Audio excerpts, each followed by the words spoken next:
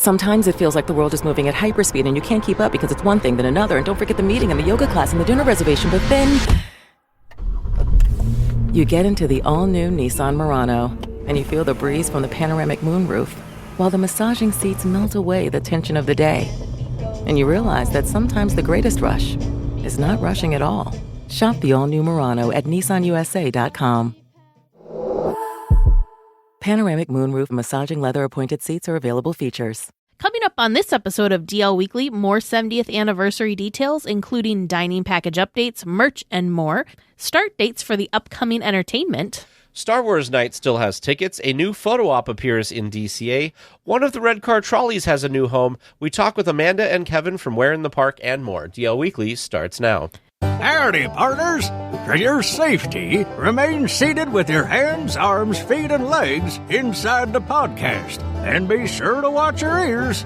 If any of you folks are wearing hats or glasses, best remove them, because Tag and Teresa have the wildest ride in the wilderness.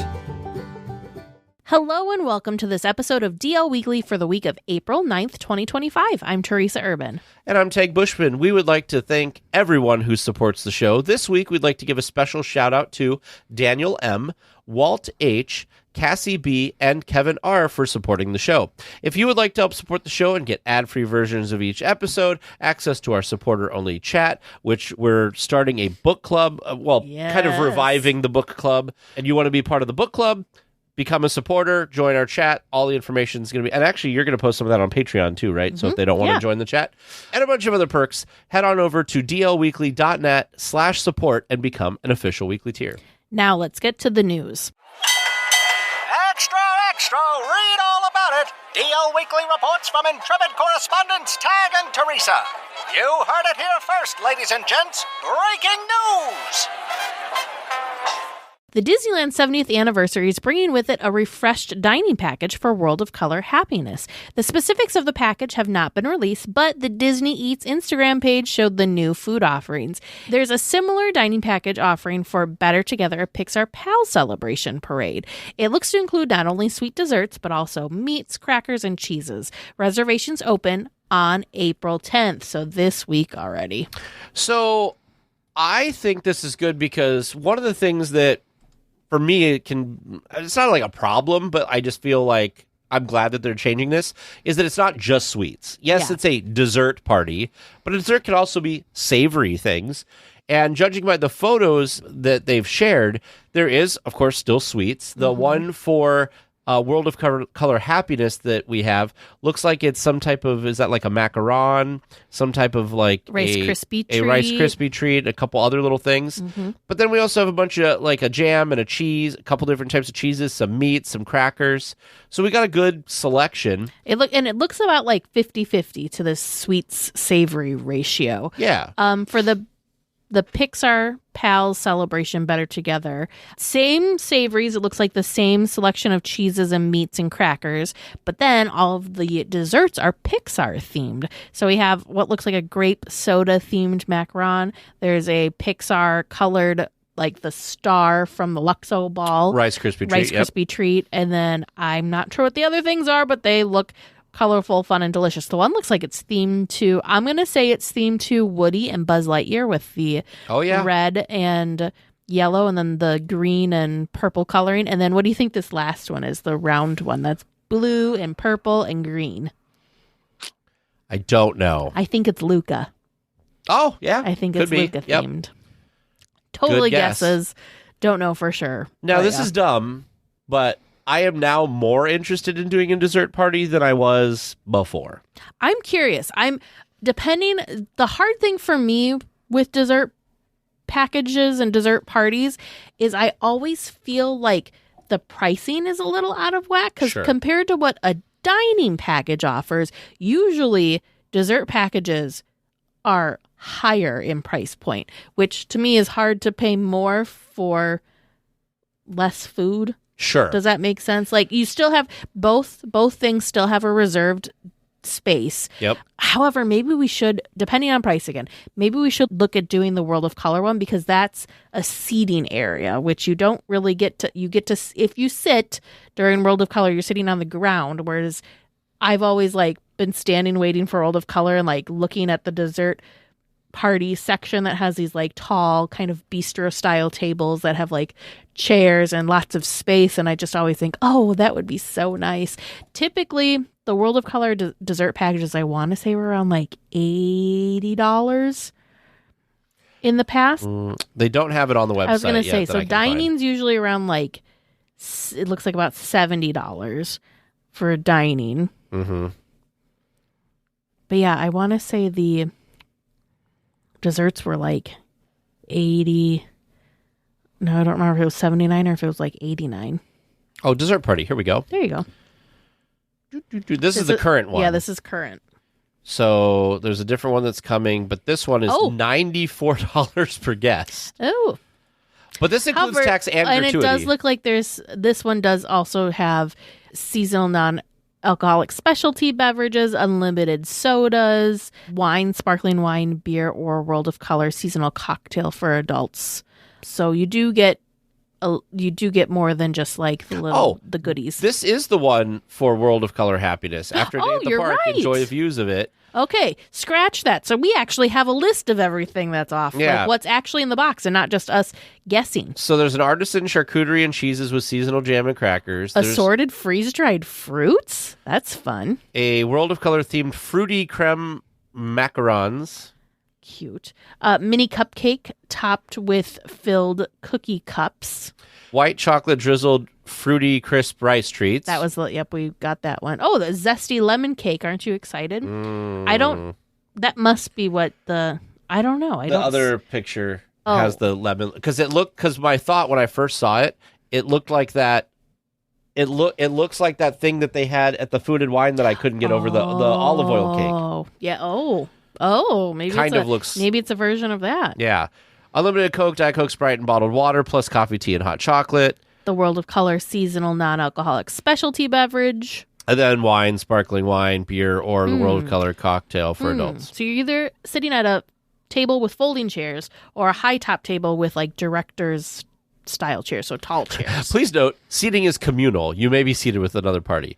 $94 per guest. But it includes the gratuity, and I think there is quite a bit of like people bringing you your drinks and stuff like that. Huh. We'll have to consider it. But yeah, it feels steep.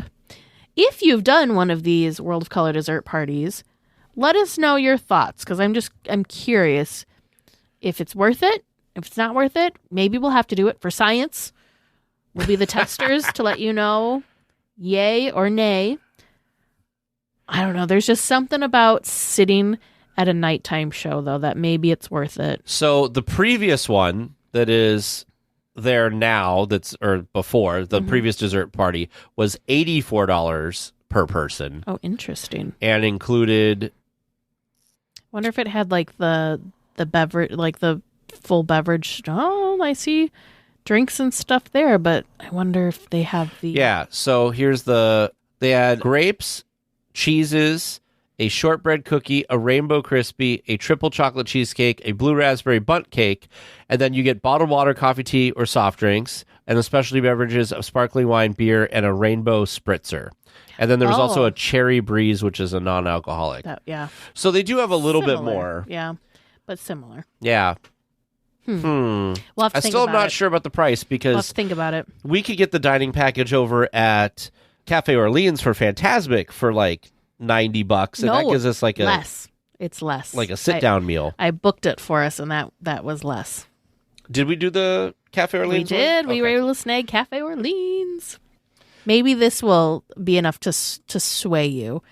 Somewhere that was reported on this was like reported that you get to keep the box because it comes in this like really fun themed presentation box. And they were talking about how you got to keep the box. I did see that somewhere too. Maybe that'll sway your decision on if it's worth $94. No. No. I mean, it's nice that they give you something to keep because, like, food can sometimes be difficult to want to spend money on because, like, literally you're eating it and it's gone. Like, you don't get anything from it other than the experience. So, I don't know. Anyway, a few new lines of Disneyland 70th merchandise have been announced. The Celebration Collection features the classic Disney park style. The Castle Collection is inspired by Sleeping Beauty Castle. And the Vault Collection has vintage Disneyland and Mickey Mouse with new releases throughout the celebration. And the Disneyland Resort 70th Anniversary Walt Disney Nostalgia Collection, which honors Walt Disney and celebrates Disneyland.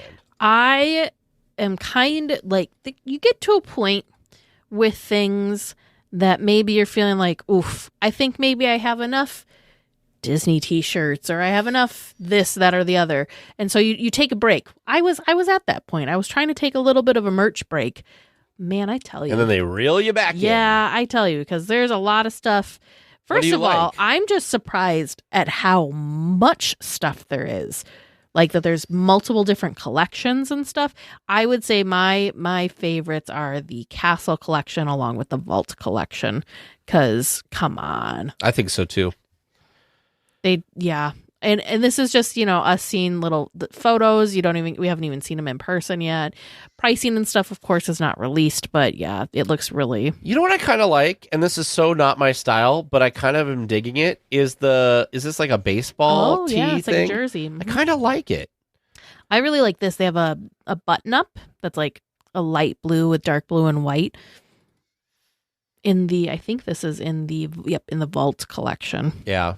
They've got some good stuff, man, and they're going to continue to release stuff throughout the celebration. So I'm curious to see what they continue. I'm also happy because they kind of have a lot of this like purple color, so I'm very excited because I like the purple. I'm really intrigued by this next one. One of the most interesting pieces of merchandise is the key to Disneyland. This is a larger like key. I want to say it looks the size of a bubble wand. It may be bigger, but the key can be used to unlock the 9 lands of Disneyland to reveal a hidden keepsake pin inside of the key. So it's like an interactive game, and there's a prize at the end. Yep. But there are 9 pins possible. The lands can be locked in one visit or over multiple visits as your progress is saved between visits. Somehow it's a very smart key. All 9 of the lands must be unlocked sometime during the 70th, though, to get the pin. Or you could break the thing open, I'm sure. How fun. Yeah, so this is interesting. So this is kind of like you get this key, right? Which I'm guessing it's got a lot of lights and stuff with it. I'm guessing it's going to be fairly pricey, especially because it has a pin inside of it. I'm going to guess we're probably looking at $50 or more for this thing, probably would be my guess. I could be totally wrong, but I think so. And then you purchase it, and then you go find the different lock stations that are in each land. You insert the key into the lock, which reveals an icon. It lights up, and then music for that land plays on your key. So you unlock all the 9 lands, and then find the Mickey Topiary finale lock by the entrance near the newsstand in the tunnel. It tells you exactly where it is. Where your key will unlock more surprises, including one of 9 trading pins. Gosh. So you're probably not going to remember this. It is linked in the show notes, but I will just tell you now that the lock stations are at the fire station on Main Street, at Aladdin's Lamp inside the Adventureland Bazaar in Adventureland. It just says in New Orleans Square, so good luck. Outside of Pooh Corner in Bayou Country, across from Star Wars Rise of the Resistance and Galaxy's Edge, which I think is a good location because there's really nothing else kind of over there. We've got the Wilderness Expeditions and Delivery Service Wagon. Oh, I like that. It's the stagecoach near the entrance to Star Wars Galaxy's Edge, of course, in Frontierland. Across from Roger Rabbit's Cartoon Spin in Mickey's Toontown. Fantasy Fair in Fantasyland.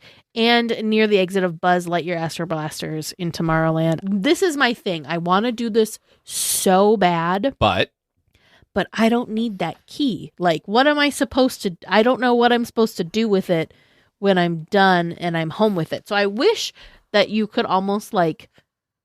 I don't want to say return them. That sounds bad. But almost like you could rent them or something. You just got to buy into it, Teresa. I know, but I don't... That's a lot of carry-on space, and I don't know what I'm going to do with it. How about this? I think I'm all this about could the work. pin. Here's how this could work. Buy it, go unlock all the stuff, get your pin. when you're leaving, Find a child and That's say, true.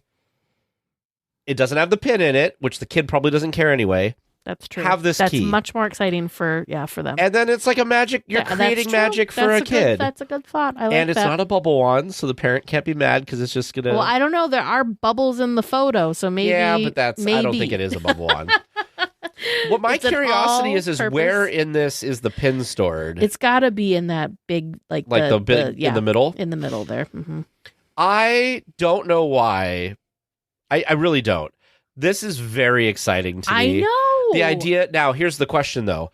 Are there going to be insane lines of people waiting to put their key in this? Like, are there going to be multiple Sure. locks? Is it going to be one lock? We'll see how it turns out. Thankfully, we won't be there right at the beginning because this is available starting May 16th. We won't be there right for that. We'll be there a couple weeks after. So maybe the excitement and hype will be starting to level out when we get there. Now Maybe not. But now, though, here's the question: if I buy one, are you buying one, or are you just going to experience it through me? Between the two of us, one. Because you think so? I'm not wrapping. I ain't giving mine around. to some kid. I'm keeping That's it. fine. But my whole thing was I want to do the experience, but I don't want the physical key at the end of it. So here's the problem. Do you remember? And you know what our luck would be? You and I would both do it, and we both get the same pin. No. It's even better than that. You know what the problem is? Do you remember during COVID the Castle collection? Oh, and you needed to collect all of them? Yes. If these are like $50 a thing and somebody wants to collect all All the 9, pins. like, what are you going to do? Well, You're going to buy 9 of But these? no, because that doesn't even guarantee that you get all 9 pins. Because it's a mystery I pin. just need you to pick it because that's how I got that cool. Remember, I was buying all the how you got. Kyber That's how crystals. you got your black Kyber crystal. So was me. I just need you to go touch the different keys and be like, which one of these keys? I'm curious to see what the price is because I feel like they could go 2 different ways. I think it's going to be kind of expensive to do this though because this key, the size of the physical key, and it lights up and does all sorts of fun, cool things. So it's not just a big bubble wand or something. You know, it's interactive. It's think it's such a cool Disney's. idea. It's like a Bop It or something. I Who don't know. came up with this? I think it's so cool. Yeah. I think it's so cool. I love it. You know how I am about the Easter egg hunts and all the little hidden scavenger hunt type things. This is play music. This is a much more interactive thing than just putting your sticker on your map. You know what's really dumb? It just dawned on me. You know that there's going to be some people out there that are going to buy a bunch of these and they're going to find some way to open the little thing that gets the pin out without having to do all. I don't know. You It's know just what? Kind of whatever. That is what they want to do. Sure. All the power and I magic. wonder how many of these are going to show up on eBay. Just the carcass I'm of the. curious. Yeah. Well, again, because it's one of those the other thing that's a little bit of a downside to this, you now have to carry this thing around with you on your full But you park can hold day. it so easily. Yes, with the It's D-shaped not. I will tell handle. you, it is not as cumbersome as a lightsaber, and I carried that That's around true. for quite a The bit. fact that we had to do rider swap I could with fit your this in a lightsaber. backpack. They could. They could So- fit in a backpack. That's true. I'm so curious about this. I cannot wait. This is happening, whether or not we're both getting our own keys or we're just going to get one key. I don't know, but it's happening for It's sure. definitely happening. All right. Well, I'm sure you're going to be excited about all this next story, too. Even more has been announced for the 70th. Guests will be able to vote on the Disneyland app for one of the 4 emotions: sadness, anger, disgust, or envy. This is interesting because it's all the kind of it's not the happy ones, right? It's not happiness and joy. It's not joy and all of that. It's all the kind of weirder emotions. To have them featured in the Weirder World of Color emotions. Happiness They're not show. Weird. Well, no, I just mean they're not the I would have expected happiness or joy and but this is anger and disgust and envy and sadness. So all the kind of That's less, true. yeah, you know what I'm saying. And same thing with anxiety. Joy and I'm surprised joy and anxiety is not on here because she was very popular too. But you vote during the day, and then that evening when World of Color Happiness shows, whoever wins the vote gets featured more in the show. So the show can be different when you watch it different nights. So I'm curious to see. But honestly, as a projection part, Like, you could easily do that. Yeah. So I don't know. This is great. In addition, a new tour called A Story of Celebration 70th Anniversary Guided Tour will be available. The tour is 2 hours and explores the history of Disneyland. Bookings for that start on April 24th. Some new interactions and effects are coming for Magic Band Plus around the resort, and new Photo Pass magic as well.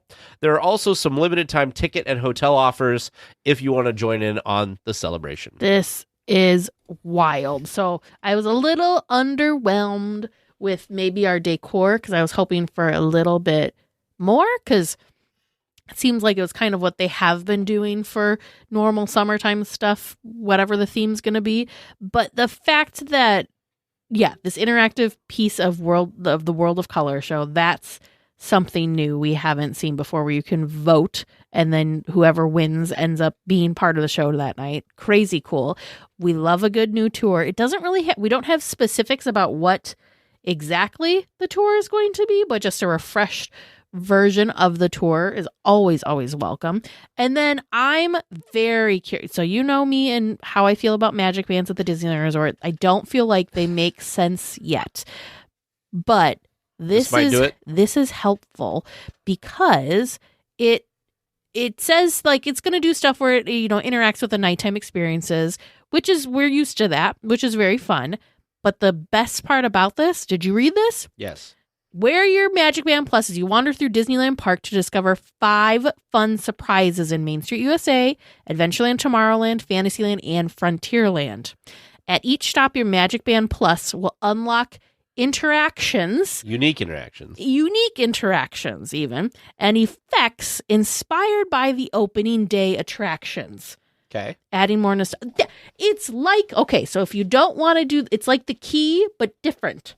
Yep. I'm so excited about this. And this is me being a non-Disneyland need your Magic Band person. After we're done recording, I'm going to go start charging my Magic Band right now to make sure that it is ready to go when we are there at the end of May. I don't think you need to plug it in yet. I'm now wondering if we don't have enough park days to do all these fun things. Oh my goodness. We will. We'll get it all done. Yeah, we'll get all this stuff done. What do you feel like? Because you're you always we'll have your Magic Band. We'll have to see what it is, because they talked about this for the Disney 100, that like, oh, you take it to the medallions and they do little things, and it just wasn't that exciting. So I'm hoping that these will be more exciting. I think this mixed with the Key stuff is cool. Now, we've talked before. Now I'm trying to remember if we did talk about this or I talked about the hub crawl. But we talked about the 50th anniversary and how the 50th anniversary had so many little active things. So one of the things that you could do for the 50th is you could send photos in, and they made all these like collages around the park that was really cool. You had 50 golden Mickeys that you would go find that were out throughout the things. Each of the original opening day attractions had a gold ride vehicle. Yep. So like all these things are not like that exciting when you just kind of list them like that, but dang it, when we were there, it was amazing and fun, and people wanted to be on the gold ride vehicles. People wanted to go find all the 50 things. Yeah. So I feel like stuff like this with the Key, with the Magic Bands, it's going to encourage people to not just go ride a ride or see a show, but it's going to encourage you to just go experience the park. Mm-hmm. Mm-hmm. Yeah. So I'm in favor of this. I hope that this is popular, and I hope that this will encourage Disneyland to add more Magic Band things around the resort. Agreed. I need to take a quick minute because we need to talk about I don't think we've talked about these, the limited time ticket and hotel offers. There's special 3-day 1 park per day tickets that are $360, so $120 per day. And there's a special 4-day 1 park per day ticket at $100 a day, which is great prices. And this is usually, right, they don't always have these kind of deals going during the summer, during quote unquote peak season, but these are all good for the summer, for the 70th celebration. And then if staying at one of the Disneyland Resort hotels has been something on your Disney bucket list, there's all sorts of different deals and discounts for the Disneyland Resort hotels as well, which is awesome. Again, we don't really feel like we see this during busy times of the year as often. So the fact that they've got all this going on is super great. Do you feel like this kind of hints, though, that they're concerned that it's not going to be as popular as they had hoped? Like, the reason that you discount stuff is because you think that you're not going to sell at full price. I think there's a couple of different reasons that these things are going on. One, we will be talking about towards the end of the show, but I think they're just wanting to like really promote and get people in the parks. The nice thing about these summertime ticket deals is it also helps get the Magic Key holders that maybe are blacked out for the summer a chance to come to the parks to experience some of the summertime type offerings that they wouldn't have been able to experience otherwise. Kids in school, there's all sorts of competition and cool things that you can go do other places. So this is Disney's way of saying, hey, don't forget about us. We're cool too. So I think there's a couple of different So they're just trying to like things. carrot, like Yeah. bait you over with like, Yeah. we'll do it for a little bit cheaper. They want you to save a little money on your park ticket so that you can then buy the Magic Band Plus that's Or the going to key. interact with things. Do your key. No, I'm just kidding. The World of Color. Then it opens. They're gonna we're Disney fans. They're gonna get our money one way or another. So It's true. you save a little here. That just allows you to do a little more over there instead. Yeah, that's fair. Well, last week we talked about the new entertainment offerings coming to the resort, but we did not mention the start dates. Disney Junior Mickey Mouse Clubhouse Live starts on May 16th at the Disney Theater in Hollywoodland. The Pixar Pals Playtime Party at the Fantasyland Theater starts again on May 23rd, along with Stitch's Interplanetary Beach Party Blast in Tomorrowland. That's a mouthful. Rex will be out on Pixar Pier starting June 1st. I'm so excited because you and I leave on the 4th. That was startling. We almost missed Rex. That would have been so sad. We're back for a day in July. I know, but I think that's going to be a very busy time because it's the actual Sure. 70th anniversary. So, Are we waiting in line for Rex? We're totally, well, okay. I'm not going to speak for you. I'm totally waiting in line to go meet Rex. He looks so He does look cute. cool. He does. Oh, I love it. Yeah, it's interesting that they're staggering kind of the start of this stuff because the 16th starts the celebration. The 23rd is like, a week later or something like that. And then June 1st. So pretty cool. I'm excited. Interesting. I just realized I was looking at the dates as we were going through. So we have a Friday. Makes sense. Rex is debuting on a Sunday, though. Well, there you go. Yeah. Is that a day that's like heavily blocked out with passes and stuff? Like, are they trying to get it just to not have all the I'm not sure. pass holder folks? Yeah, I'm not sure. Well, speaking of tickets and all of that good stuff, this week, the first of the Star Wars nights at Disneyland is taking place. If you're wanting to attend the event, there are still tickets available for all of the nights except for May the 4th. Some new food items are also coming for the event, which I don't think were announced before. So these are kind of like they're new for you. Okay, because you already talked about it. Yeah, James and I talked about these when he was on because they had like some teasers, but we can always talk about food because hello. This is DLWeekly / snack chat every week, is it not? Sure. But I'm excited. There's a pineapple and ube crescent sundae, which looks delicious. What is this Tatooine toast? It's a loaded Tatooine toast. It's at Stage Door Cafe. It's a Texas-style garlic toast topped with buffalo ranch chicken tenders and cheese sauce, garnished with spicy blue and red rolled tortilla. That is a concoction. You know what's interesting, though, is I don't think, by looking at the photo, I don't think I would have guessed that that's what this was. But that's the cool thing about all the Star Wars themed food, though, is they make it look like not things we recognize, even though it's something as simple as a buffalo chicken tender. I don't know if you and James talked about this. Is this the thing that people made and then they made it into an item? Because it's the garlic cheesy bread with meat in it. Yeah, but this is barbecue smoked burnt ends. And we're talking about the Navarro Lava Canyon bread. And you can find this at Edelweiss Snacks. But yeah, it's the cheesy pretzel garlic bread stuffed with barbecue smoked burnt ends. Similar. I was going to say, because but it not seems quite, because it was like that. Because the hack was you'd take the cheesy garlic bread and then you'd go over to Bengal barbecue and then get yourself a skewer of your choice. Yeah, but this is kind of the same thing. This might. We weren't gonna be there. This might work a little bit better than the Bengal barbecue beef skewers because of the barbecue smoked burnt ends. Maybe that would work better. I'm a huge purple curious. fan, and this is a purple dessert, which makes me wish I could have it. It's the Pula Blossom Delight, which is at Kat Saka's Kettle, and it's got strawberry cream filling. It looks like it's like a, you know what it kind of looks like? It looks like if you were trying to make a homemade Twinkie. Oh, yeah, kind of. But instead of like filling it, it's cut. Like cut in half. It's like a cake whoopie pie it looks type good, thing. Though. It does look good. Why do you think tickets aren't selling? I think there's a couple of different things going on. I think it's price. They're very expensive because the tickets right now, as we're looking at what's available, are either $169 or $179. And that's just the party. Again, that's not your entire day plus the after hours party. This is like, 6 hours worth of stuff, and some of that is mix-in. So I just think that they're pricing it high, and this is an event that they've done multiple years now. So I think it's not as exciting for people that have done it in years past. Yeah. We did it. Granted, we didn't have the best experience with it.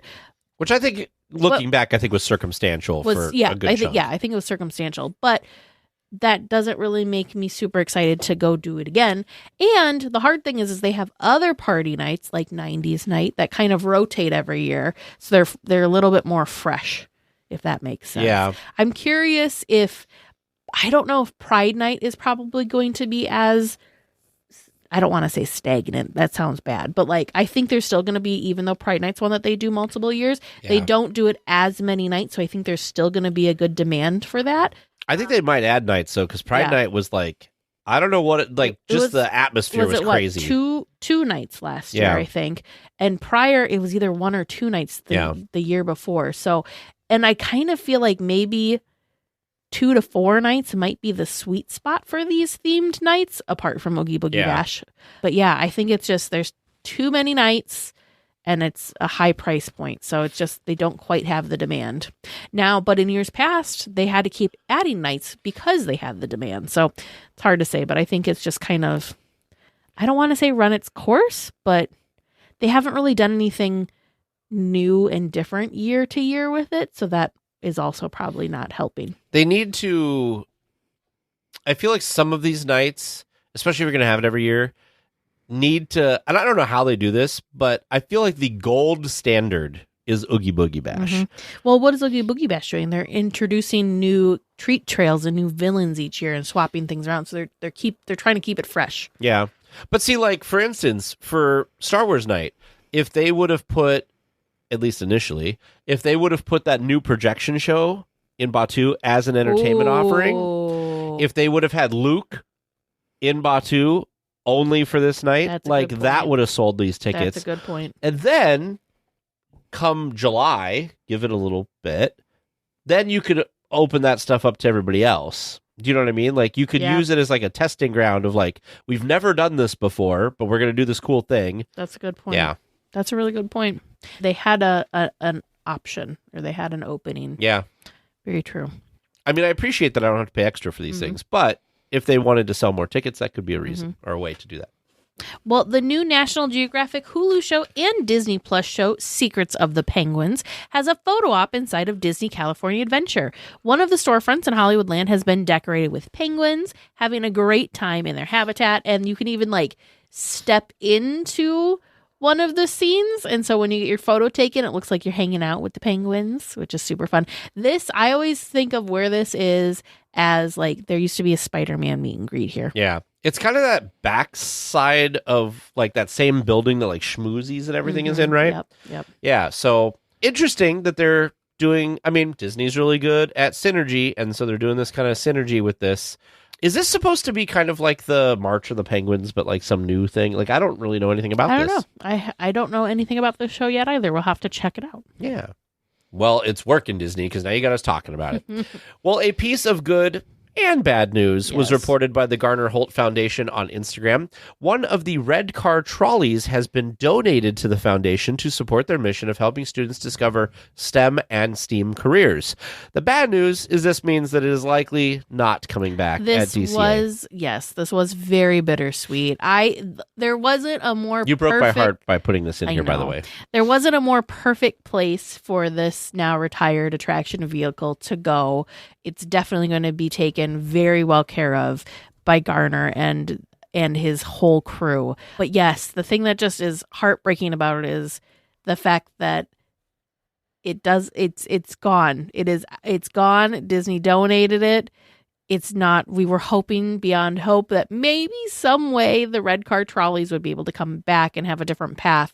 But this just kind of seals that as to no, they won't be coming back. But I do really love that they did something good with it. And it's not just sitting backstage or they didn't just, dismantle it and take it apart or, whatever. So I do really love that it's still going to be enjoyed and still going to be appreciated. And Garner is a huge Disney fan. For those of you that don't know, Garner Holt has Made Murphy. Yeah, his company has done tons and tons of audio animatronic work, but they also do a lot of audio animatronic work for Disney. My favorite, of course, being it's too soon. It's still too soon. Murphy, the loving dragon that used to grace the stage of Fantasmic until her unfortunate fiery demise. Oh, gosh, was that last year or 2 years ago now? It's been a while. So that he's also done things in The Little Mermaid. Anyways, multiple audio animatronics, yes, do come from Disney, but some of them also come from other places like Garner Holt Productions. So very, very fascinating. But I do love that at least this will be living on by someone who really appreciates the park, appreciates the history, and has made a whole career and like a foundation around audio animatronics and, this type of work. Yeah. I also want to mention, it's a good time to just talk quickly about the Garner Holt Foundation, which is now having this. It is a nonprofit organization dedicated to increasing hope, igniting imagination, and inspiring creativity in the lives of young people through hands-on, career-focused learning experiences in the areas of science, technology, engineering, arts, and mathematics. That's where the A in the STEAM comes from, because STEM is science, technology, engineering, math. Mm-hmm. He added arts in there for STEAM stuff to do the arts as well. So if you want to support that, you can also go to GarnerHoltFoundation.org and you can donate. Or volunteer. Or you can volunteer if you are in an area that you can do that. And it's making the next generation of Imagineers. Amazing. And I'm just looking here because they've got a brochure, and so it looks like he's created some puppets for Little Mermaid. Looks like some puppets Sebastian. In Monsters Inc., the octopus in the sushi scene. Of course, there's Murphy. Murphy. So done a lot of cool stuff. But yeah, I remember at the Disneyana event that the Garner Holt Foundation was talked about heavily and how great of an organization it is. So it's good to talk about it. Well, I know we're a Disneyland podcast, but we felt that we needed to talk about some of the, dragons, monsters, wizards, turtle shells, and even banana peels that are in the room. Well, this week, influencers were invited by Universal Studios to experience their new theme park in Florida, Epic Universe. We've been watching the videos of their experiences and seeing the different updates on social media, and it looks absolutely amazing and just incredible. What they have done is dare I say it, Disney, if not better level of detail that we see. So I'm just going to put this out there right in the beginning that I was home this weekend. James was traveling for work, and so I was watching YouTube, and that happened to be, I think Friday was the day that Saturday was the Friday. day Yeah, Saturday that everything was allowed to kind of hit YouTube, and tons of influencers were invited out for a media day for Epic Universe, and they were able to ride all the attractions, explore everything together. They all got VIP tour guides to take them around and help them explore. And I will tell you, just going into it's themed, mind you. It's just not themed to a specific IP. Just walking into their rendition of a hub, which is called Centennial Park. Celestial Park. Amazing. Just the plants, the horticulture, just the layout, the kinetic energy of water moving. Yeah. I was I wish Disney had more kinetic stuff, because I feel like that's something that's been missing from some of their more recent stuff. And they had a ton of this. In each of the lands, there was a ton of stuff moving, whether it was attractions or characters, or in the Monsters Universe thing, they had a windmill that catches fire, which is freaking amazing looking. All of this stuff looks really, really cool. And I contacted James, and we're going on a cruise. We booked it months ago.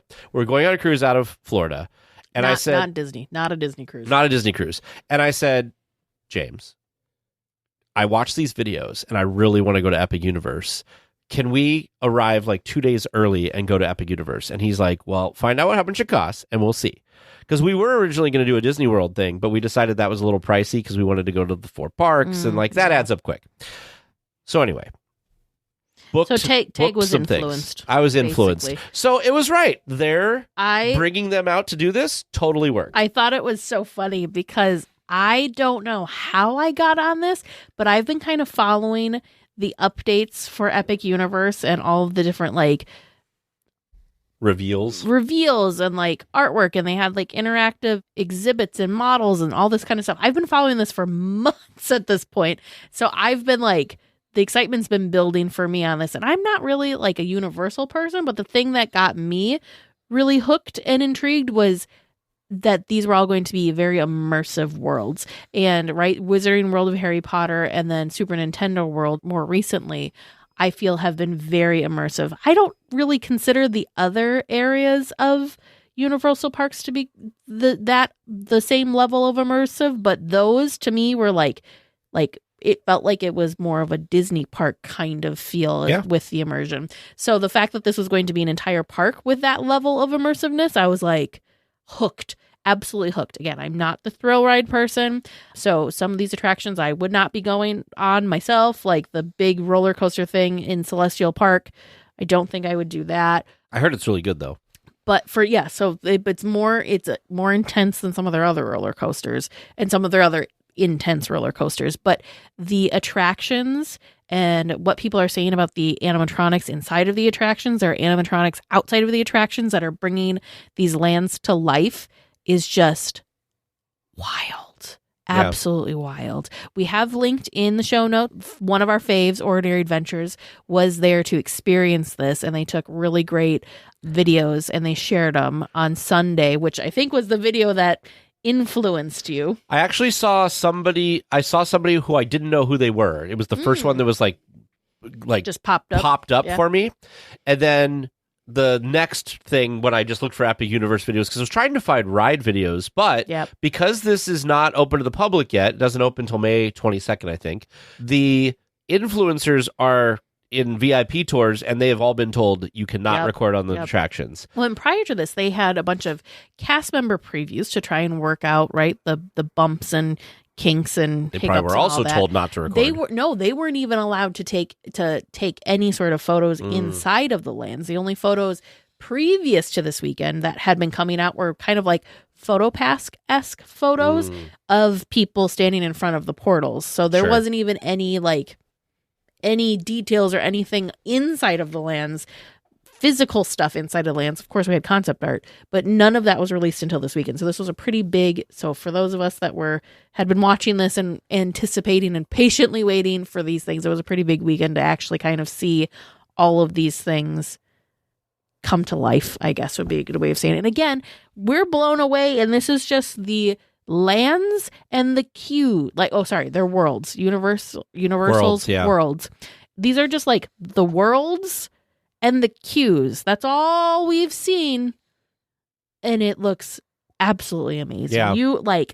So you've got Isle of Berk, which is How to Train Your Dragon. Yep, the fictional place from How to Train Your Dragon, and there are dragons all over the place. There's baby dragons that are like animatronics that are just kind of like doing their little thing off to the side. They're kind of on the level of the droids from Star Wars. No, you're thinking about the different one. I'm talking about just like you can like go place visit them. Making, they're just kind of like, I think they're like fighting over fish or something. There's an ice dragon that like breathes out this like icy cold frost every once in a while, which also looks really cool. So there's all these animatronic dragons that are just in the land doing their thing. You can go visit them whenever you want. But then they also have like meet and greets with dragons. So you either have dragons that are like puppets and costumes, or they've got these really incredible dragons that are robotic. So think of like the BDX droids, but it's like you got 4 legs and walking, and like it's a baby dragon. Oh, amazing. Just amazing. I was really impressed with that. And I will tell you, one of our community managers, Olivia, was funny because we were talking about it in one of the Discord chats. I don't remember if it was our chat or Hub Crawl because we've been talking about it. But she's like, I don't even know anything about this, but I want to see these dragons. Yeah, no, it's incredible. And then the level that we've seen of animatronics, because there's stuff in the like pre-shows in the queue that they were allowed to show.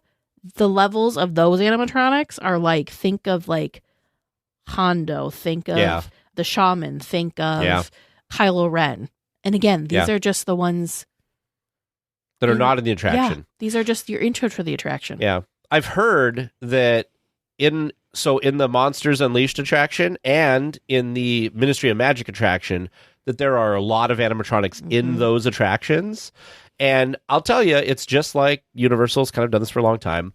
There are screens in these attractions, but they are melded with physical things. So if you've ridden Forbidden Journey, which is the Harry Potter ride that's kind of started it all, if you will, they kind of are along those lines. Teresa, who did you say gave the review of the Harry Potter? It was Dusty from Mice Age. After he got off the Harry Potter attraction, which is in the Ministry of Magic, he said that was hands down the best attraction he's experienced. Like ever. Mm-hmm. Yeah.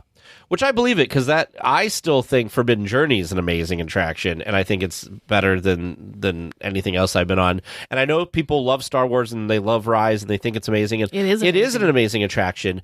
But for me, I just remember trying to figure out, and I still feel this way when I've ridden it since, is how are they doing? This is so amazing. And I think this is just the next evolution of all of that stuff.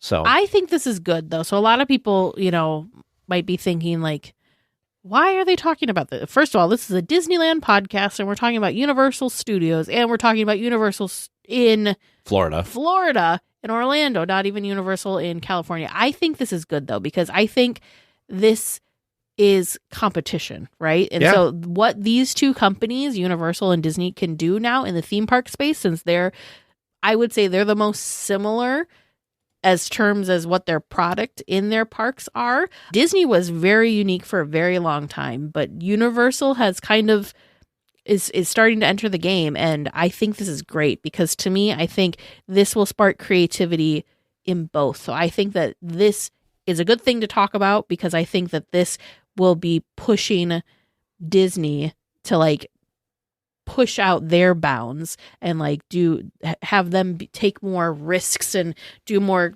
creative, amazing things as well. So I think this is a positive for any theme park fan, because I think it's good. I think it's healthy to have good competition. Well, you need to have competition. Yeah. Yeah. Because then otherwise, I don't want to say like you can get lazy or you can just kind of be like, meh, but like you don't really like to put on something amazing. If you're the only person doing it, you don't really have to push yourself if you don't want to. So I think this is good news, obviously, for Universal, but also for Disney fans, because it makes me excited about the future of theme parks in general. Yeah. I want to take a couple minutes because somebody posted online a LinkedIn message that was posted by Matt We Met, who was the Disneyland president when the 50th anniversary happened. He's the one who really got the 50th done. So he posted about Epic Universe opening and that. And I think that it's kind of a really interesting take because he worked for Disney. He was there dealing with it. So I'm going to read that quick. I'm just going to quote it all out because I thought it was a really interesting take from him. So he said, another one for those that follow the amusement park industry. In the home I grew up in, during the winter, we heated the home with a wood-burning stove. It was an old-fashioned kind and required adding additional wood at various intervals. Coming in from freezing temperatures, the warmth was always welcome, but if you wanted it to perform its purpose, you had to continuously feed it. The theme park and amusement park businesses require continuous feeding to perform. Mm-hmm. Over the years, I've witnessed newcomers to the business resist the practice of reinvesting in new rides and attractions. Some even doubled down, cutting capital while significantly raising prices. It doesn't take long for this approach to reveal its fatal flaws. Here's where it gets tricky. Much like my family's stove, you must be careful not to add too much fuel to the mix of large and small pieces to make a difference. If you produce too much heat, you may have to open a window at the cost of the fuel. Capital is wasted. Some of the most interesting and costly decisions you get to make when you're part of a leadership team in this business are how much and what to add. And since most businesses have investors, there is the expectation that your decisions will drive incremental profits that will be reflected in stock prices. In addition to this mix of art and science, some will have to add catch-up capital. This funding addresses past failures to provide maintenance capital or address capacity needs. The return on investment here is predicated in believing that attendance will decline if you continue to avoid this necessity. Investors aren't fond of this category. If amusement and theme park stocks continue to underperform, it will be because of the large cost it takes to feed the machine without driving incremental attendance. From what I read, it appears that the big players and the medium players as well have opened their wallets and are leaning into their hopes for capital additions. That is good for guests. If results fail to meet expectations in the coming years, I don't think that it will be because they spent too little. It may just be that, like green wood, more fuel provides smoke with little heat. P.S. It could turn out that the businesses are simply maturing and most of the capital responds to their existing core audience and protects their base level of attendance. The winners, if there are any, will be those who create something that appeals to both the core and incremental audiences. No easy task. Yeah. So I thought this was cool, talking about that, like, you can't just throw a bunch of money and make something. You have just to sit back. Yeah, you have to continuously add to it. You don't want to overspend. You want to keep your core audience, which I think Disney's pretty good at doing. Oh, yeah. Yeah. But you also want to grow that audience somehow. So you got to bring in new people to continue that. So I just thought it was an interesting take, and I don't know, it's cool to see like the insights from folks like him. Yeah. And he did such a good job for the 50th. And I think Epic Universes, I hadn't realized this either. This is the first theme park built in America since California Adventure and Islands of Adventure back in like 2001. Which is wild. And we talked about this before the show. We don't know when the next theme park's going to open because Universal has talked about opening something in Texas, but we don't know what that's going to be. Is that going to be like a Disney Quest? But Universal, is it going to be a full theme park? We don't know really. And we don't know with Disneyland Forward what Disneyland's going to do. So it'll be interesting to see.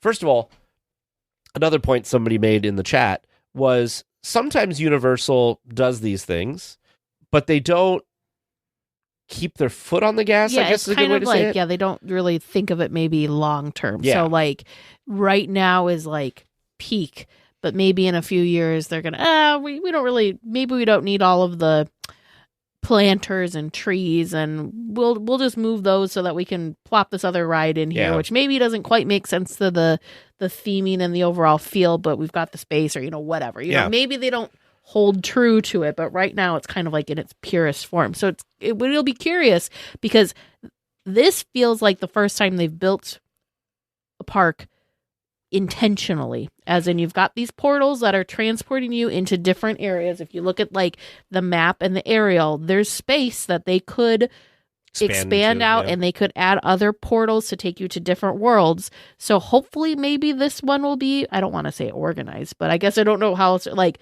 maybe this one they will be able to kind of, they'll commit to the themes, be more committed to the themes and be more true to like the immersion level that they've got going on. Maybe not, time will tell. Also, when it comes to Universal, this is the first park that they've built since they've done the full immersive stuff. Because Harry Potter was the first. And I think they realized, and Disney tried to replicate this with Pandora and Galaxy's Edge and all of that, is they created an entire immersive one theme world, right? And it was very successful. Yep. And it wasn't Disney. And so I think that they realized that going forward, their success is doing these highly themed things. But they're also, somebody else brought up, and then we'll wrap it up because I could go on forever. But the other thing somebody brought up is this is geared, Universal parks are more like teenage destinations. So adults and teenagers. There's not a lot of like there's How to Train Your Dragon, but there's roller coaster stuff that like you don't even want to ride. There's like the monsters thing, which I think could be scary for little kids. Yep. So I think it's definitely catered towards a slightly older demographic than like Disney, which is kind of like everybody. Sure. And I think everybody could like Universal, but not younger kids, because I think it's just too scary. It's just, you have height requirements, all that stuff. So anyway, I'm hopeful for Universal because, like you said, I think having that healthy competition is good. Yeah. And I'm curious to see when Disney gets to have their chance to like really push the boundaries and innovate again, what that's going to look like. Because if this is Universal, what's Disney going to look like when they come out with it? And like, how long are we have to wait for that? Very true. Are you someone who tries to drive while distracted by your phone? Someone who props it on the steering wheel or peeks down at it for a glance? Or just scrolls and scrolls? If so, you could be the next person to get into a fender bender, get a ticket, veer off the road, or even cause a crash that kills you or someone else. Enough already. Put the phone away or pay.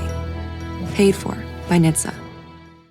This episode is brought to you by Progressive Insurance. Do you ever think about switching insurance companies to see if you could save some cash? Progressive makes it easy. Just drop in some details about yourself and see if you're eligible to save money when you bundle your home and auto policies. The process only takes minutes, and it could mean hundreds more in your pocket. Visit Progressive.com after this episode to see if you could save. Progressive Casualty Insurance Company and Affiliates. Potential savings will vary. Not available in all states. This is your before and after story. Prepare for an incredible career in nursing. At Southeastern College, experience expert hands-on training. Learn real-world skills in our professional lab and simulated settings. And train for opportunities as a practical nurse, registered nurse, or career advancement with our RN to BSN program. At Southeastern College, your future is bright. Visit sac.edu to get started. Yoo-hoo! Hello, everybody! It's me, Heimlich. My stomach is so empty. Hey, help me to go find something to eat. Come on, everybody. Here we go. Well, this week for Snack Chat, we are continuing our roundabout our thing tour in San Francisco, and we're going to stop at Aunt Cass Cafe. Yes. So Aunt Cass Cafe, of course, is in San Francisco Square. And there's all sorts of different delicious things here. It's, of course, themed to Aunt Cass's Cafe in Big Hero 6. But yeah, so it's kind of like soups and sandwiches, classics with a twist is kind of what it is. Yeah. So we've got broccoli cheese and bok choy soup served in a sourdough bread bowl. The San Francisco clam chowder, of course, also served in a bread bowl.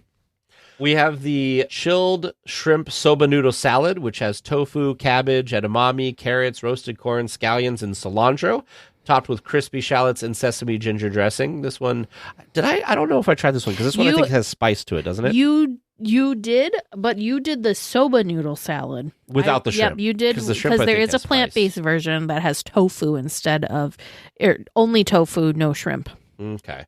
They have a California roll sandwich, which has a shrimp crab salad, a wasabi mayo, and yakisoba sauce in a milk bread bun served with garlic chips, which garlic chips are so good. Yes, and now we've learned that you might be able to get garlic chips outside of a side. Yeah. There's also creamy mac and cheese, of course, again, in a sourdough bread bowl, and a turkey pesto club, which is roasted turkey breast, pesto aioli, Havarti, bacon, arugula, and tomato on herb focaccia with potato chips. But yes, they do also have plant-based option here, including the soba noodle salad that we talked about already, and all sorts of different shaped sourdough in a baguette, around a loaf, a Baymax, or even a sourdough Mickey. I will say that one of the things that this location seems to excel at is their seasonal offerings, and we usually don't cover seasonal offerings, but I do want to point out a couple here. One of them is the burrata toast. I had this when I was there. It's a toasted sourdough with onion jam, burrata, tomatoes, arugula, and balsamic glaze. Ooh, that does sound yummy. This is really, really good. They have a cold brew there. Sorry, I just got excited. The burrata toast is really good. And also this carrot cake bread pudding sounds like it would be really good. Yeah. Because I like carrot cake. I don't get it that often, but I do like it. Mm-hmm. And the fact that it'd be like in a bread pudding, that kind of sounds like an interesting way to have that. Yeah. And then there's a seasonal milk and cookies cold brew right now as well. Cookie butter cold brew, cereal milk, and chocolate cookie foam. What is not to love about that description? Sounds kind of like a desserty cold brew. Very sweet. Speaking of desserts, they have a Japanese-style fluffy cheesecake that you can get at this location, as well as a chocolate chip cookie and a sugar cookie. For beverages, they do have a specialty beverage called the Honey Lemonade, which is Minute Maid lemonade, 0 sugar, yuzu puree with passion fruit and strawberry popping spheres. Yeah. As well as, like sort of fountain beverages, bottled water, milk, all that stuff. Plus, You can also pick up a Baymax sipper here too. Great Very, very location. To mention this too, they make the sourdough bread bowls like there. Mhm. So when you get a bread bowl there, they are and honestly, Fresh. they make all the bread bowls for the entire resort there. Yep. So if you get one at Harbor Galley or at the Royal Street Veranda, those are all made at Disneyland at this location in their back. I mean, you can actually watch them through the window cutting the It's so interiors out, and like you watch these cast members they're doing hundreds of these a day, and they're just like they get through it. Very quick and efficient. Well, you've heard us talk about our wonderful experiences staying at the Howard Johnson in Anaheim. Well, you may have heard we've partnered with them and we get to offer our listeners some really cool discounts. Going on now through May 31st, you can get 25% off your next stay of 3 or more nights. Be sure to use our link. You can find that either in the show notes here, or if you go to our website, you can find the DL Weekly link and appropriate code to get that 25% off. So be sure to follow the link in our show notes and click on the Howard Johnson logo. Again, be sure to use the promo code on the site to get the discount. Past May 31st, though, there is always a 15% discount for weekly tiers. Again, information in the promo code, because it is a lot of numbers. That's why we don't just say what the promo code is during the episodes, but it's all on our website for you. So book your next stay at Howard Johnson. Buildings 1 and 2 are where we always stay. Those are the ones that have been recently renovated to the fresh, new, mid-century modern style. They are so clean, so cozy. Tag has actually tried to find out what the pillows were so he could buy those pillows. Yep. So he could have a Howard Johnson pillow for his own home. The bathrooms are spacious. The lighting is wonderful. Always super clean. Quiet too. I don't think we've ever had any. I've never heard. Or anything. Yeah. Even the hallway. Yeah. Very quiet, very fun. And it's a short 8-minute walk from your hotel right to the front gates of Disneyland. Couldn't ask for better. Yeah. And I get the best night's sleep there, I think, even better than at home. Those beds, there's something about those beds. They're like, I don't know, pillows of goodness. But like, you're right. Like every time we're there, maybe it's because we just spent, multiple hours traipsing around the parks, but even the first night, like when we haven't done that, they're all so comfortable. Yeah, so comfortable. DL Weekly announces the boarding of the Trivia Express, nonstop star speeder service to the moon of Endor. All passengers, please prepare for immediate boarding. Welcome to Trivia Land, where we've got some great listener-submitted questions all lined up for you. Are you, Tag and Teresa, ready for this action? I mean, I'm glad that you remind us of our names. So that's going to be that part of off my brain. Well, see, really, I was asking, are you, Tag and Teresa? Oh. That's is that a bonus question? Yes. Yes, that could be the bonus question for the night. I don't know. Are we taking Teresa? Oh, I'm taking those bonus points. If you want to leave them on the table, that's up to you. Or are you Teresa and Tag tonight? Are we going alphabetical? I think we're just T and T, Mm. and then you leave it up to There you go. T, you're Dinah. Is that a copyright infringement? I don't think the way you sung it was. All right. Well, let's get to the questions then. Your first listener submitted question from listener Ayla T. How many audio animatronics are on the Pirates of the Caribbean ride, including animals and people? I want to say it was something ridiculous because it was like I remember reading this, or like it was on like Behind the Attraction or Imagineering Story or something. Was there like 100 and something? 106 is what's tickling my brain. I think it was more than that. That's fine, but 106 is what's tickling my brain. Do I go with your 106 or do I pick? I'm going to say 146. Oh, 146. Yeah. All right, that's 146 and 106. Final answers. Finals. I feel like Vern's over there going, And it's wow. going to be 126. No, I'm just kidding. 120, yeah. Your second listener submitted question from listener Michael N. From 1959 to 1967, Disneyland had live actors at the 20,000 Leagues Under the Sea attraction. What did those actors do, and why did Disneyland stop using live actors at the attraction? It was the mermaids. It was the mermaids, and there was a couple reasons that have been stated. So one of them was like people would like jump in to go out to them or something. But I think it was more just like cast member comfort.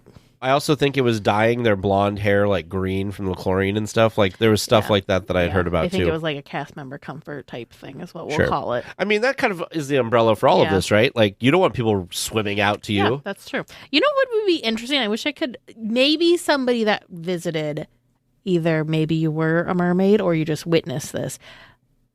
Like how did the mermaids get out there? They probably swam out there.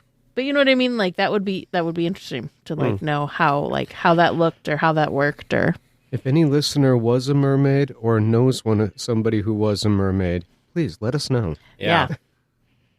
Because I mean, if you swam out there, you're like swimming in between the sub attraction. Well, you could time it that way, yeah. But you know what I mean? Like it would that would be interesting. That's something I've never. Obviously, they had to get out to where they were at somehow, but I've never thought about Disney magic, Teresa. They just appeared. I mean, they lived there, so clearly they just would pop up when they felt like sunning themselves, or relaxing. Your third listener submitted question from listener Donna S. What year did Disneyland first have the candlelight procession? Oh boy! I know we're a little off season, but we had something similar that was like, who was the first narrator, I want to say? Yep. And I feel like you told us the year in that, and it was later than That's why I've had to wait to use this question. And it was later than I would have thought it had been.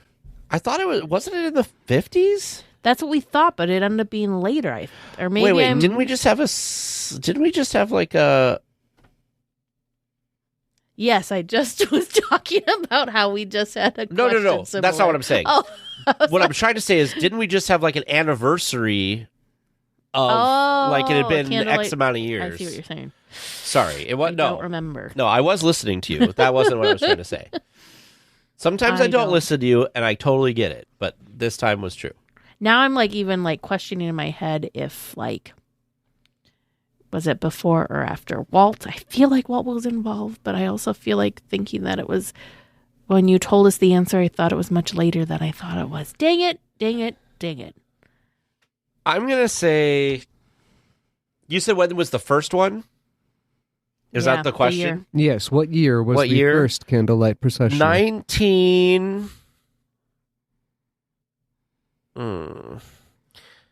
to say 1958. Oh, I was thinking 63. You could be right. Whoops. I don't know. I could, like I said, be very wrong. Maybe like I'm even wondering now if that's too early, but we'll find out. All right, we'll find out. 1958 and 1963, final answers. That sounds, yep. All right. And your fourth and final regular round question from listener Nicholas E. What year did the Disney Company purchase the rights to the Disneyland Hotel? Dang. Oh, this was in the 80s. Yeah, we know from 2 weeks ago they got them from the Rather Company. Yeah, I think it was 87. I was gonna say 86. Might have been 88 too. This is weird. So I was born in 88, so I shouldn't even put this out there because I'm like, I feel like because that's the year I was born, I usually like remember when things were the year I was born. So you don't think it was 88? So I don't think it was 88, but now Vern's going to tell us it was 88, and I just somehow didn't remember that fact. It definitely was in the 80s though, and it was if it wasn't during the 80s, it was at least during Michael Eisner's reign because he's the one who like got it back. Like that was a whole big thing. Because the Rather Corporation, they had like, was it like 99-year lease on it or something that they had to get out of it? Yeah. See, Vern, we have all this random knowledge, but you're not asking the stuff we know. Well, of course. And it's the listeners that aren't asking. Yes. Don't put it all on me. Because they're good questions. Okay. Well, our listeners, our guests to our podcast. Yes. Never ask us stuff we know. We do know stuff. That's because we all enjoy learning. Well, at least me. Maybe not Tag so much. enjoy learning stuff. You like knowing stuff. I do like learning stuff because obviously that's how you get to know stuff. But I sometimes like to not always be terrible. I like to get it right sometimes. Yeah. This is a tough week. It is a pretty tough week. I think our listeners just have really high standards for us now with trivia. So they're constantly challenging us. That's the hard thing, too, because we've been doing trivia for years. Thousands of questions have been asked at this point. Yet somehow, this is kind of magical. You think thousands? Oh, yeah. Somehow, we don't get very many repeat. Like, it's very rare that we have repeats, or it'll be similar, but asking, about a similar topic, but not the same question. Like the year of when the candlelight started. I know we just talked about candlelight, who was the first narrator, but the question wasn't. Yeah. Didn't include the year. That's true. All right, Vern, what's our final, hopefully bonus question, because we need it. Wait, I guess I missed it. What was your actual guesses then? Oh, sorry. 86 and 87. Okay, 86 and 87. All right. Yep, I said 87. Teresa said 86. Okay. Final answers. I think so. Locking it in. As good as it's going to get. Excellent. All right, and your bonus question tonight from listener Daniel C. Not counting Roy O. Disney, who purchased ticket number 0001? Oh, no. What was the name of the first member of the public to buy a ticket to Disneyland? Oh, goodness. I know it was a little boy. That's all I remember. And I don't remember what his name was. I don't remember either. There's no way I'm going to pull this out of the air. No. Well, see, you said we needed it. Yeah, he did get a lifetime pass, though. I remember that. Sure. Can you believe, that was a good investment for him. Can you believe 70 years, though? Yeah. I was just talking about this with my students today because we were talking about, time and how time has passed. Because I have a student in my class that was born in 2006, and he's 19, and I'm like, you're a full adult. 2006 wasn't that long ago. No, that was the year I graduated high school. So that's even worse, for me to think about. Ooh. But 70 years, because I mentioned to somebody that's not in and hip on Disneyland, and I said, oh, yeah, it's having its 70th. And they're like, it's that old? And I'm like, yeah. Yep. They probably only know about Disney World, and that's not as old. Yeah, but, still, that just celebrated its 50th. Well, next year, California Adventure is celebrating its 25th anniversary, which is even crazier. Very crazy. Sorry, Vern. Didn't mean to go off on... No, by all means. Did that help jog your memory as to... No, don't Denon. All right, so your answer is stumped? Yeah. Yep. Well, a little boy, and he got a lifetime pass. Stumped P. Stumpington. So, little Maybe boy his with name was lifetime pass. Stan. That's kind of like Stump. Stan? Yeah, that's as close of a name to Stumped as I can think of. A little boy named Stan who got a lifetime pass. Got it. That Poor was Vern not having to write really this down the over there. Actual answer, but okay. If we're going to be wrong, we might as well be creatively Very, wrong. very wrong. All right. Well, listeners, how did you do listening at home? How do you think Tag and Teresa did? If you stick around until after the discussion, we can all find out together. Are you someone who tries to drive while distracted by your phone? Someone who props it on the steering wheel? Or peeks down at it for a glance? Or just scrolls and scrolls? If so, you could be the next person to get into a fender bender, get a ticket, veer off the road, or even cause a crash that kills you or someone else. Enough already. Put the phone away or pay. Paid for by NHTSA. Sometimes it feels like the world is moving at hyperspeed and you can't keep up because it's one thing then another. And don't forget the meeting and the yoga class and the dinner reservation. But then you get into the all-new Nissan Murano and you feel the breeze from the panoramic moonroof while the massaging seats melt away the tension of the day. And you realize that sometimes the greatest rush is not rushing at all. Shop the all-new Murano at nissanusa.com. Panoramic moonroof massaging leather appointed seats are available features.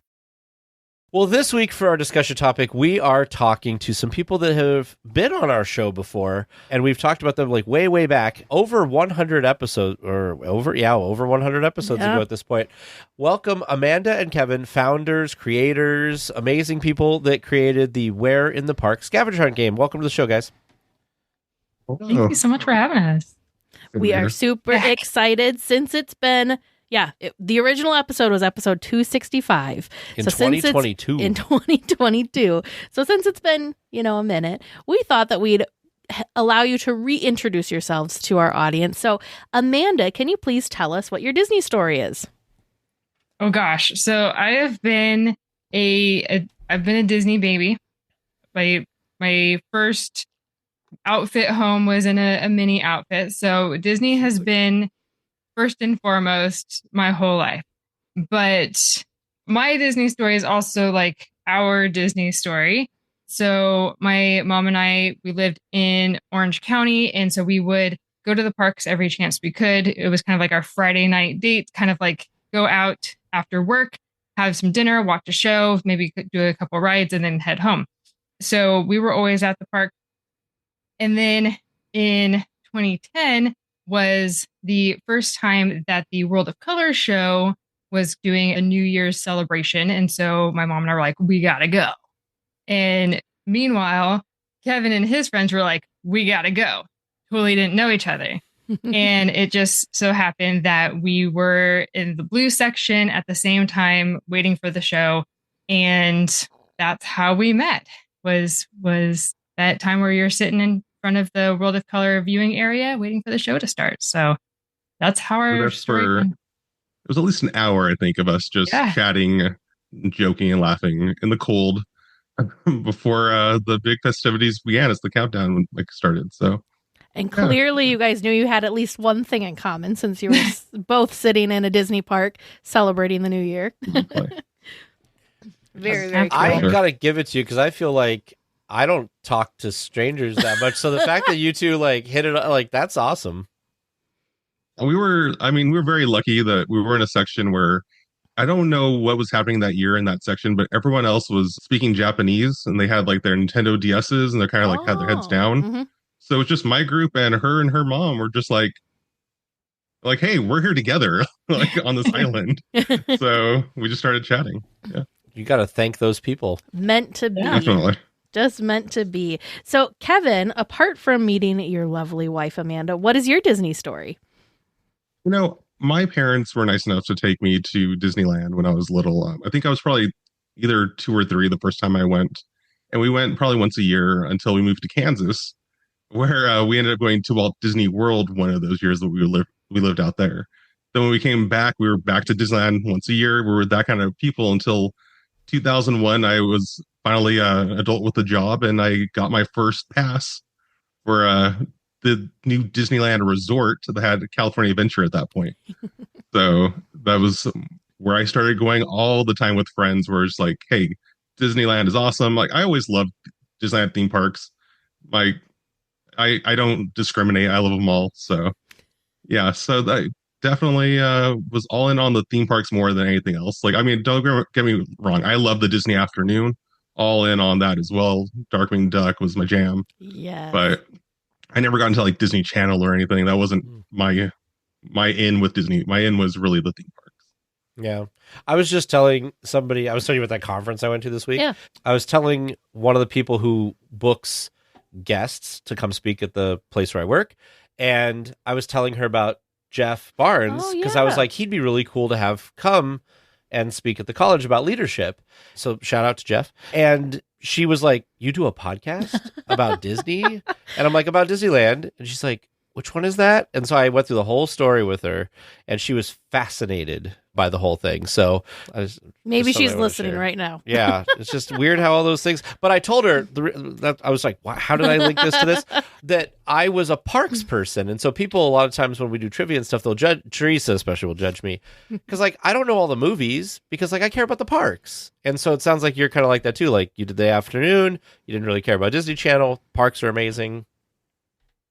Yeah, I try to follow the movies and stuff, but there's definitely stuff that I do just goes right over my head where I'm like, no, guys, the parks are where it's at. So I think that it is all my just jam. depends because, like, right, I was growing up in the Midwest, so going up, the parks weren't very close. I don't remember the first time I went to Disney World was, I think it was 2000, and I was like in 6th grade.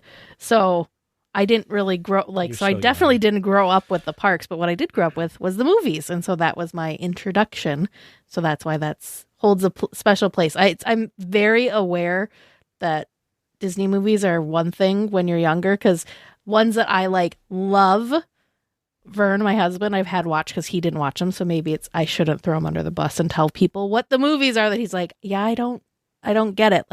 Hocus Pocus is one of them. Like watching it as an adult, he's like, I mean, it's good, but he doesn't understand the the fandom with it. Yes, the fandom with it. And same thing with he enjoyed a Goofy movie, but again, doesn't understand the deep Reddit was talking about Goofy movie, about how when you watch it as a kid, you look at it from is it Max? Max's point of view. And then when you're a parent and you watch it with your kids, you watch it from Goofy's point of view, and you're like, oh no, I've become Goofy.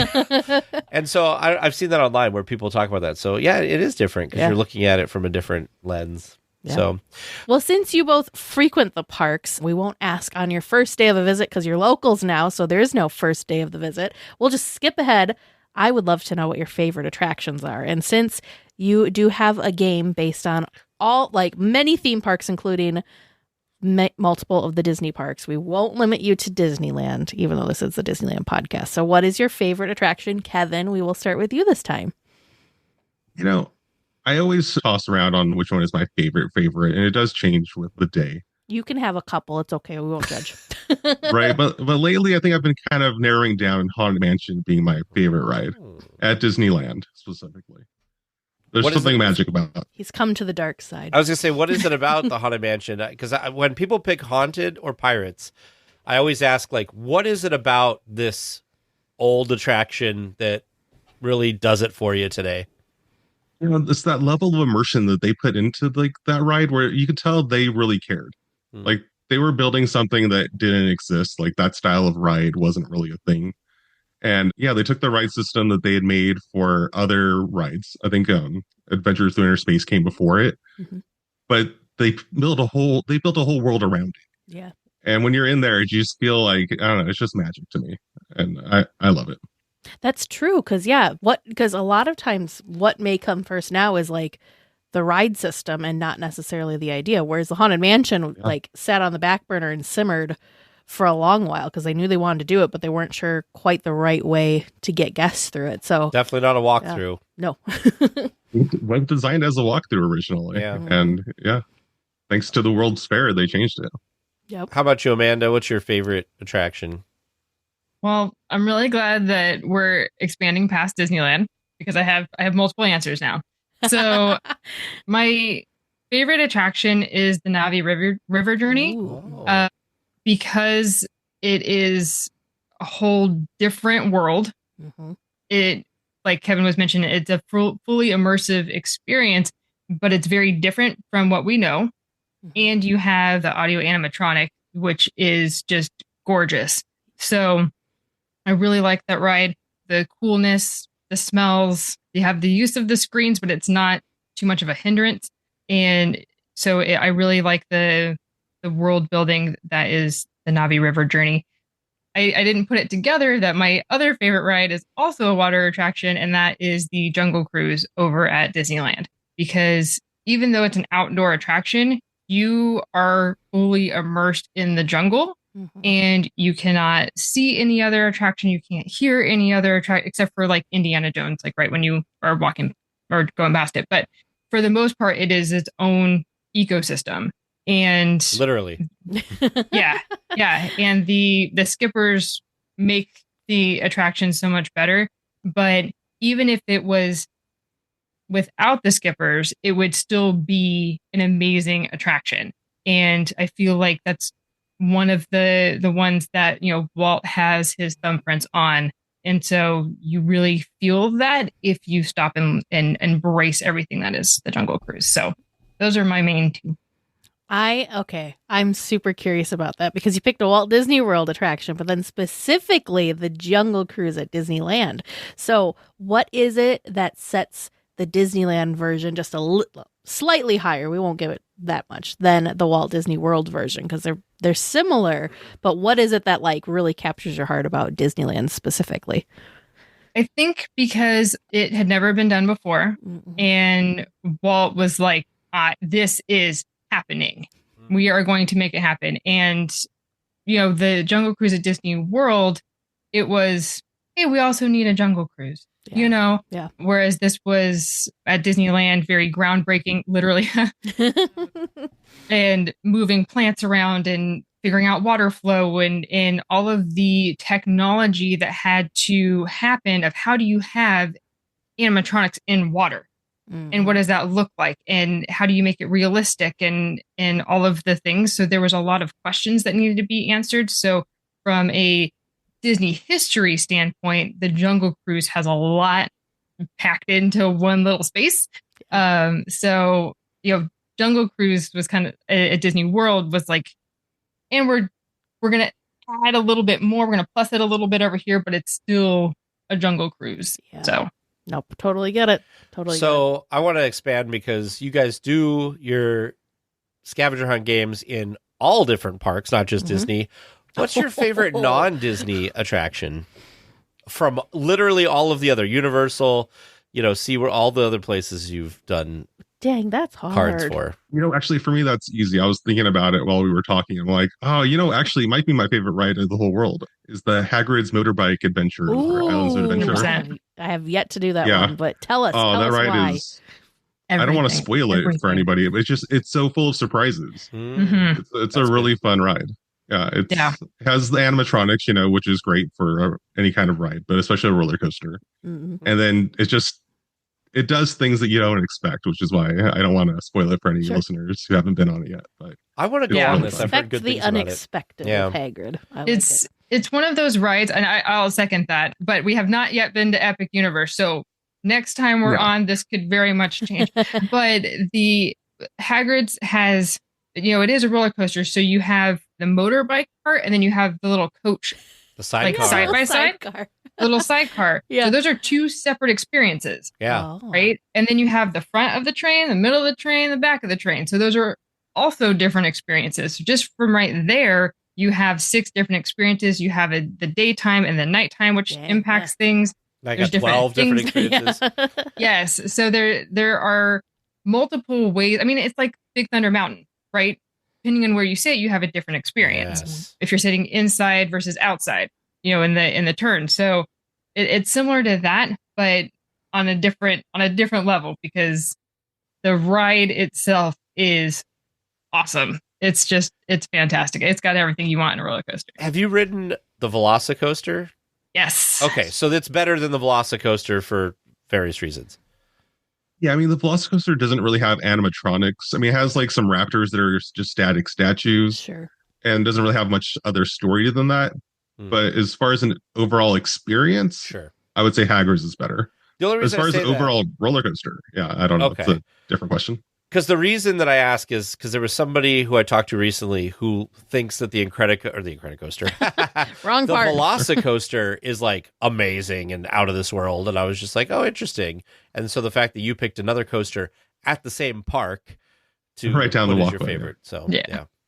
Okay. Again, that is a great ride. It's an incredible roller coaster, but it's intense, and I don't think it's as fun, if that makes sense. Sure. Like it's more thrilling, but not as fun. But it's not like a story, like a storyline and everything. You're kind of just on a roller coaster that happens to have some raptors occasionally. Exactly. Okay. So because we're in a different park in a different themed property, Epic, you brought it up. I told Tag, I said, I am so I have been watching all of the stuff for Epic.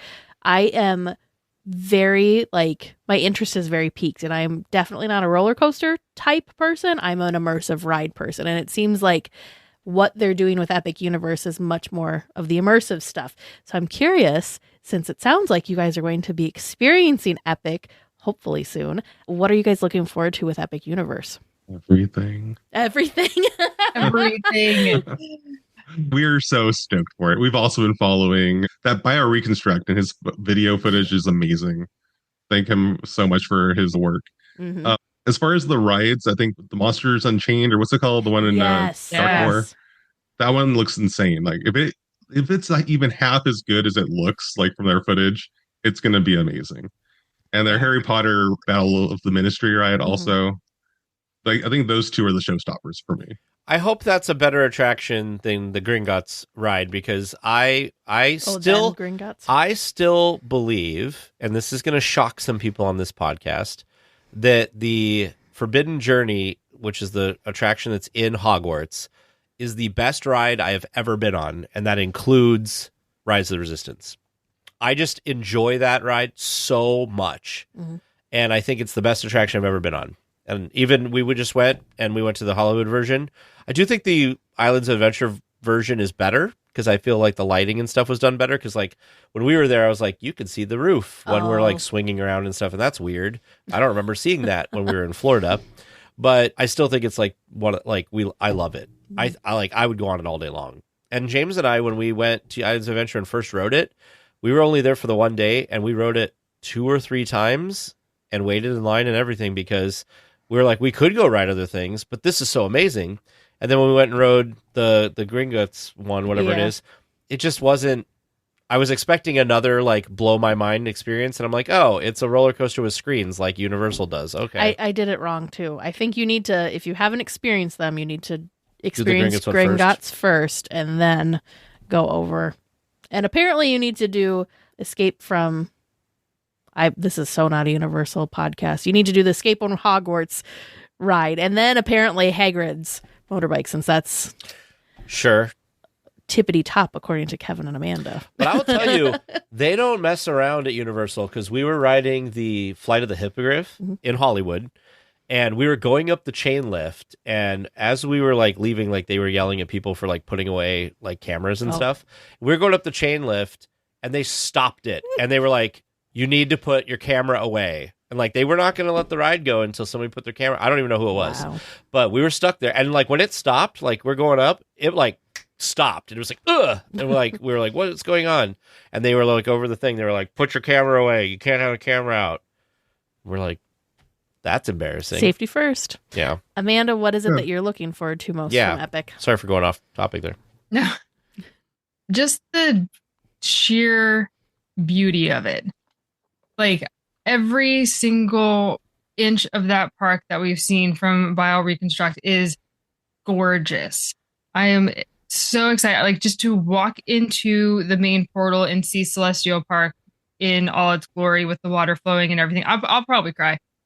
And then the transition from day to night, it's seeing dragons fly everywhere. I mean, it's gonna be epic. That's for sure. Well, and there's like nothing I can think of that's quite like this release, because like what Disney's done is they've released similar things, but like we got Cars Land, and then we had to wait a while to then have our next fully immersive land. And the fact that this is multiple fully immersive lands all opening, it's a whole park all opening at the same time of this like top level immersion and world building is just epic. I know there's a reason it's called Epic Universe. Yeah. We keep talking about, using the word, but it fits perfectly. And I love the idea of the portals. Mm-hmm. Some people are like, well, Disney's kind of done stuff like that. I'm like,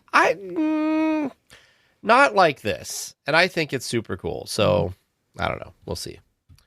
Well, off of Universal, we'll go back to the Disneyverse, the one that we are much, much, much more familiar with, since I don't forget names of attractions in Disney parks like I don't remember names of attractions in Universal. But anyways, let's talk about your very, very fun game, Where in the Park, and kind of how what the beginnings of Where in the Park. So take us back to the idea and how it kind of came to be an actual physical product that people could then take with them to play in the parks. We both have done the spiel a few times, so I'll change it up this time. The year was 19... No, I'm just kidding. I like this. Well, it was after 2010, because you guys hadn't met yet. Right, exactly. Yeah, no, actually, it was kind of early on in our relationship that Amanda had this like spark that she wanted to do a scavenger hunt at Disneyland. Mhm. I'm not sure what triggered it or what the reasoning was, but she really wanted to do a scavenger hunt at Disneyland. And we actually made like a web-based like thing for her to play with some of her friends in the park, just kind of looking at different images. I think it was like word-based and image-based, kind of like a mixture of the two, like a traditional scavenger hunt. And they had some fun with it, you know. So it's like, okay, so this is an idea. So we actually created a website called micehunt.com. Oh. If you go there today, it'll take you to weareinthepark.com. We're no longer running that. But the idea was that you were like, you know, hunting stuff at Disneyland. So we had Disneyland California Adventure things you can go search for. Yeah, so it was just kind of a game. But after like we had that, we found a Facebook group called Mouse for Life that was running an annual scavenger hunt. It's like the first annual one like that we've got in on. And we joined it, and I believe we lost that first year by like Yes, we did. a few images. You know, I think it was more of a timing issue. It was a Wi-Fi issue. I think it was a logistical issue more than it was actually us having issues finding the images. Not but real. The years Likely after that, story, though. no. But actually, you know, the years after that, we studied a little harder. So we would go around the parks and just analyze every little odd detail, because it not until you play one of these games like this at a Disney park, especially Universal is also a good challenge. They put so much work into the theming of these lands that you just kind of walk right past. Because like I said, like I was there when I was 3. I was there from 2001 until 2010 all the time. We did our first, I don't know what year that was, 2011, 2012, 2013, I don't know. 13. I think it was 13. Okay. So we'd been dating for a while, going there all the time. We did our first scavenger hunt like with a competition against other people. And it wasn't until that day, I think, where it hit me. I'm like, I don't think I've ever been here before. You know? You're like, where is this? What is this place? How is there so much stuff here that I've walked past and never noticed in my entire life? So it was just kind of that feeling of like, I thought I appreciated this place, because I would tell everybody, you know, Disneyland is my jam. I love that. I love the theme parks. Ask me anything about it, I can tell you. I have books on the history of it. I've read all the details and like that kind of stuff. So I'm like, I'm ready for anything. And then once I played one of these games where I'm like, oh, I don't know anything and I need to learn. Like there's so much going on here that I need to figure out. So yeah, so that's kind of where we got started as far as analyzing the details, was 2013. It wasn't until 2020 where the world shut down. You know, like everybody had that happen to them. It wasn't just us. And we had so many photos that we had taken while we were studying for our scavenger hunts. And we're just kind of like brainstorming, what can we even like do now? Like with all this information, like in our heads, as far as we know how to do this.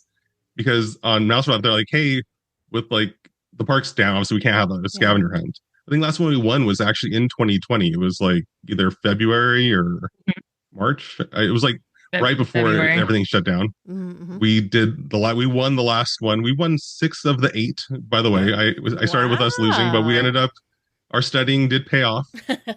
So, and 5 years in a row. The last 5 in a row, exactly. People are probably like, oh, they're playing. Yes. As soon as we walked into the picnic area to start, they're like, oh no. So if anybody listening remembers the Mouse for Life scavenger hunts, the Great Mouse Detectives, that's us. Ooh, good name. Good name. Also great movie. Yeah. It's fun one. I like their use of computers for that one. So it's like one of the first. It has like a piece of history in there too. But anyway, so back to parks. So for us, I want to say 2021 is when we finally started creating we didn't start off making games. We started making stuff. Like we had keychains. And you own some of the stuff. You have one of my favorite magnets on my fridge, which is the hands and arms inside, because my friends and I used to have jokes about that. That's the only thing we still have available on our website is the for your safety signs. Because that actually predates our games even. Because I originally made that for my car. Because I got a vanity plate where it says safely. So it says remain on the top, then it says safely, and then seated on the bottom, which is a line from the Haunted Mansion. So I was like, oh man, I want to have like one of these like safety things for my car. So I started looking up like, where can I get one of those? And no one had them. So it's like, how much would it cost to make one of these? And then like the way when you make a magnet, it's like, 1 is 50, but 100 is $100. So I'm like, I'll buy 100 and put them on Etsy. So I did. And yeah, when I sold through those, I was like, hey, what else can we make? So we started like coming up with ideas, and we turned our love for scavenger hunts and like the details in theme parks into stuff. But people weren't really into like buying things where they didn't know what it was. Sure. Is what we learned at our first event. But people are like, but we love this idea, because what we did was everything that we made, like whether it was that magnet or anything else, we actually had a card that went along with it. Oh. So the idea is that you'd buy the item, but we would tell you, hey, it's somewhere at Disneyland or it's a California Adventure. The question is, where in the park? So you'd buy that item, and they would come with a card. You take the card to the theme park and try to find that one image. And people are like, no, that's a lot of fun, but I prefer if I just had like a stack of these images, I'm like, yeah, that makes a lot of sense. So we played with that, and eventually we got to where we were making full packs of games. So it's a full deck of cards that you would buy and take that deck to the park, and you go around trying to figure out where in the park those images are hidden right there in plain sight in the theming. We decided early on, like, nothing would be in line for rides. So that way, like, if you have like, kids with you, or you have someone who can't go on the rides for any reason, either medical or fear or whatever, they don't feel like they have to go on the ride to play our game. We didn't want for that to be an issue. Early on, we also learned, as far as like in the world of scavenger hunts, it's against the rules to be like having stuff inside of shops. Because our first pack, I think we actually had things inside of shops. So we're like, yeah, I mean, that's a cool detail.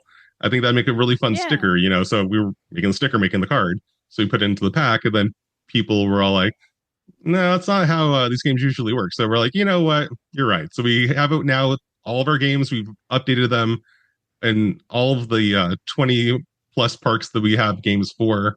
You're not going to find anything inside of a shop, inside of a restaurant. Everything's just out while you were walking around. Nothing is hidden behind anything. Like, the worst we have is like, if it's a building that you won't normally like want to go behind, it might be behind that building if you're allowed back there. Sure. If it's backstage, you can't go there. Like, it's not part of our game. So it's anywhere the guests are allowed to go. So now I have some questions. So like, why are things for scavenger hunts not usually allowed in shops? Like, that seems like a strange, I'm sure there's a reason. I'm curious, is there a reason? I wasn't given a reason. As far as like, the reason why I agreed with it is because shops change more often than the outside of the shops. So like, just from a logistical standpoint, from where we are, it's like, it's just easier to not deal with that. Sure. Even Even though I believe the images that we chose are still in those shops. But well, nowadays you got things like the new ones in Bayou Country where like there's so many little details in there that aren't going to change. Yeah. I mean, I don't know if that'd be fun to try to find the one item inside of, one of the bottles over at Ray's Berets.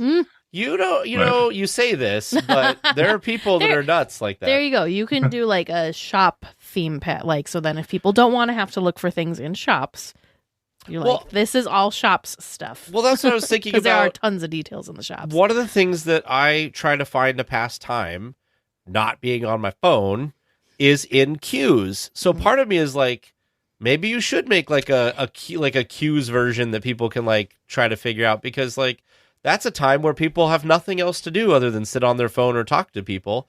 And like, I get why. I think you're totally right that like making packs that do not require that is like, should have been absolutely the first thing you did. But now it's like, now that you have that going, like you could expand to that as like something else. I know that would be a pain. More things to do. Yeah. But I could see shops and queues being kind of iffy just because of like flow, right? So like, what if you're doing the Indiana Jones pack, for instance, and for whatever reason, they kind of don't have the full queue space filled up most of the time. There's a lot of like, you're walking like and skipping a ton of that queue, even when it's busy. So you don't want to then have guests like having to like pause and wait and like mess up the flow of the queue. And same thing probably with the shops, is you don't want to impede on the shoppers and, the kind of the functionality of these places. Indy's a great example. Rise of Resistance a great example. There's so many details in those queues that would be so cool. Like, and Rise, like there's a lot to look at, but like, it also, you're in there for a long time. So it'd be nice to have something to do. Anyway, I don't know. You don't have to make anything. I'm just saying it's a cool idea. Actually, we do have something along those lines, because over on our social media a few years ago, we actually had standby quests. where it was part of, just a thing that we did on Instagram and stuff. And so we would have an image of something in line, the standby line, and you would tell us where it was. So if you go over to our YouTube channel at We're in the Park, we actually have a playlist for each theme park. And in that playlist is a series of videos of images that you can find somewhere in a standby line. Oh, well, there you go. Fun. And it's on YouTube, so I could play that from the Midwest when I'm like missing Disneyland. I could try and figure it out when you're not there. Figure it out when I'm not there. Yes. And the videos do not have the answers. The answers are in a separate video, so you can just have that playlist going. And just from the thumbnail, if you didn't want to play the video, you can just see the thumbnail and go from there. Love it. So. Dang, how fun is that? That's great. So another question for you, since we're talking about where it started and all of that. So we were talking a little before we started recording that we had some of the packs when you were one of the first versions of the packs, because we met you guys at the Disneyana event. I'm trying to remember. Was that 2020? I think it must have been 2022. Yeah. When we met you guys. I still remember coming across your booth and just being like, what is this? No, totally. So what, how has the experience evolved since that first pack? Because we still have some first packs as well. And we have some newer ones as well. Yeah, we have changed quite a bit. So as Kevin had stated that we were making things and then had the card of that thing to go find. So we started off with the wood art. We had sticker packs. We had all kinds of stuff, keychains. So we called them mystery packs if there were some things that were because we thought, the pin trading and stuff, there's those mystery bags where you don't really know what's in it. So we were playing off of that idea. That didn't really take off because they wanted to know what it was before, so it totally made sense. But we had that. We then had a fun pack and a challenge pack where we were thinking candy bars, right? Like the fun size candy bars. So it would be 8 images that you would find. Right. They were smaller too. Yeah. So you had 8 images that you would find, and then we'd have A, B, and C for 3 different adventures. And then the challenge pack would have 30, but would have those first 24. So there would be 6 more images to find. And then we realized, well, if you buy pack A, you wouldn't want to buy the challenge pack because you've already played, a third of the deck. So we've condensed that down. The packs that you guys have is the competition packs, where there are 2 decks of the same images. So you can split off into different directions with the same set of cards and go experience your own little competition in the parks. That was an idea that came from a customer and said, we took the game and it was, mother and daughter and father and son, and then they split off, but they had different images. Split the deck. Yeah, they split the deck. So they're like, it would be great if it was the same. So we created the competition pack, because of that. We're like, yeah, that sounds like a great idea. Yeah. It just didn't really take off. So we scrapped that idea. So you guys have a vintage pack. Look at that. We better keep that in good condition. Yeah. We have more in the archives. So now we have mini games, which is like our fun packs, but it's the 8 images, but they're separate from the 30 We're in the Park game pack. And then from there we have series 1 and series 2. So for our Disneyland packs, like you mentioned the other day, then we have 68 images for the Disneyland Resort, 38 for Disneyland, 38 for California Adventure, and actually 68 for each park, each Disney park. So even the 4 parks in Walt Disney World, we have 68 images for each park as well. So yeah, we have a lot going on, but right now it's just those 2 types. We have the mini games, which are the 8 packs, and then the We're in the Park games, which are the 30 card packs. And then we have multiple series from there, depending on the park. We should point out that it has evolved though, because when we first started, we were using scratcher stickers on things. So we would put the hint and the answer right on the card that we cover with little scratcher stickers. That way, when you're in the park, if you needed a hint, you can scratch off and get the hint. If you need the answer, you can scratch it off and get the answer. But as time went on, we kind of realized that things in theme parks change very often. So sometimes our hints would stop making sense because we reference something that was near the image that's no longer there. Sure, yeah. And even the answer can change too. So we've evolved from the scratcher stickers to a QR code on the back of every card. So if you scan it with your phone, with your phone's camera. Everyone has it nowadays. Everyone remembered how to order food at restaurants during COVID with it. So everyone knows how to use them. So we didn't feel uncomfortable putting it on there. So you get that. You get the hint and the answer. We also added another button on there. So you get the land as well. So depending on how much of a nudge you need to get to where it is, because we realize like you don't have all day sometimes in the park. And you just want to go like, I just want to go search where I know I'm going to be kind of near it. So we'll give you that if you want it. We have people who refuse where they're like, I'm not using a single hint, not using anything. I'm going to find this there, And that's all the more power to you. Do it. Definitely. But we give you the option to play at your own pace. Yes. And we also have at the beginning of every pack, we have a scan before playing card that not only gives you instructions, but it also will tell you if any of the images are hidden by holiday decor or construction walls or anything like that. We'll have that digital replacement for you. That's also how you can report it if we haven't caught it yet. You're like, I looked at the answer. It's not there. We'll give you a digital replacement right there. Also, it has the option to sort your deck by land. So instead of looking individually of like, okay, just tell me the land. I don't want the full hint. In the scan before playing card at the beginning, you can sort your deck by land. That's cool. So it'll say cards 1, 5, 17. Those are all in Adventureland. So it's just another way to customize your gameplay. And yeah, because it's ultimately your rules. We'll give you some suggestions, but it's ultimately your rules. You can stop and start whenever you'd like. How do you keep track of updating that, like that something's behind holiday decor or something's behind a construction wall? Like you're not there every day. No, unfortunately not.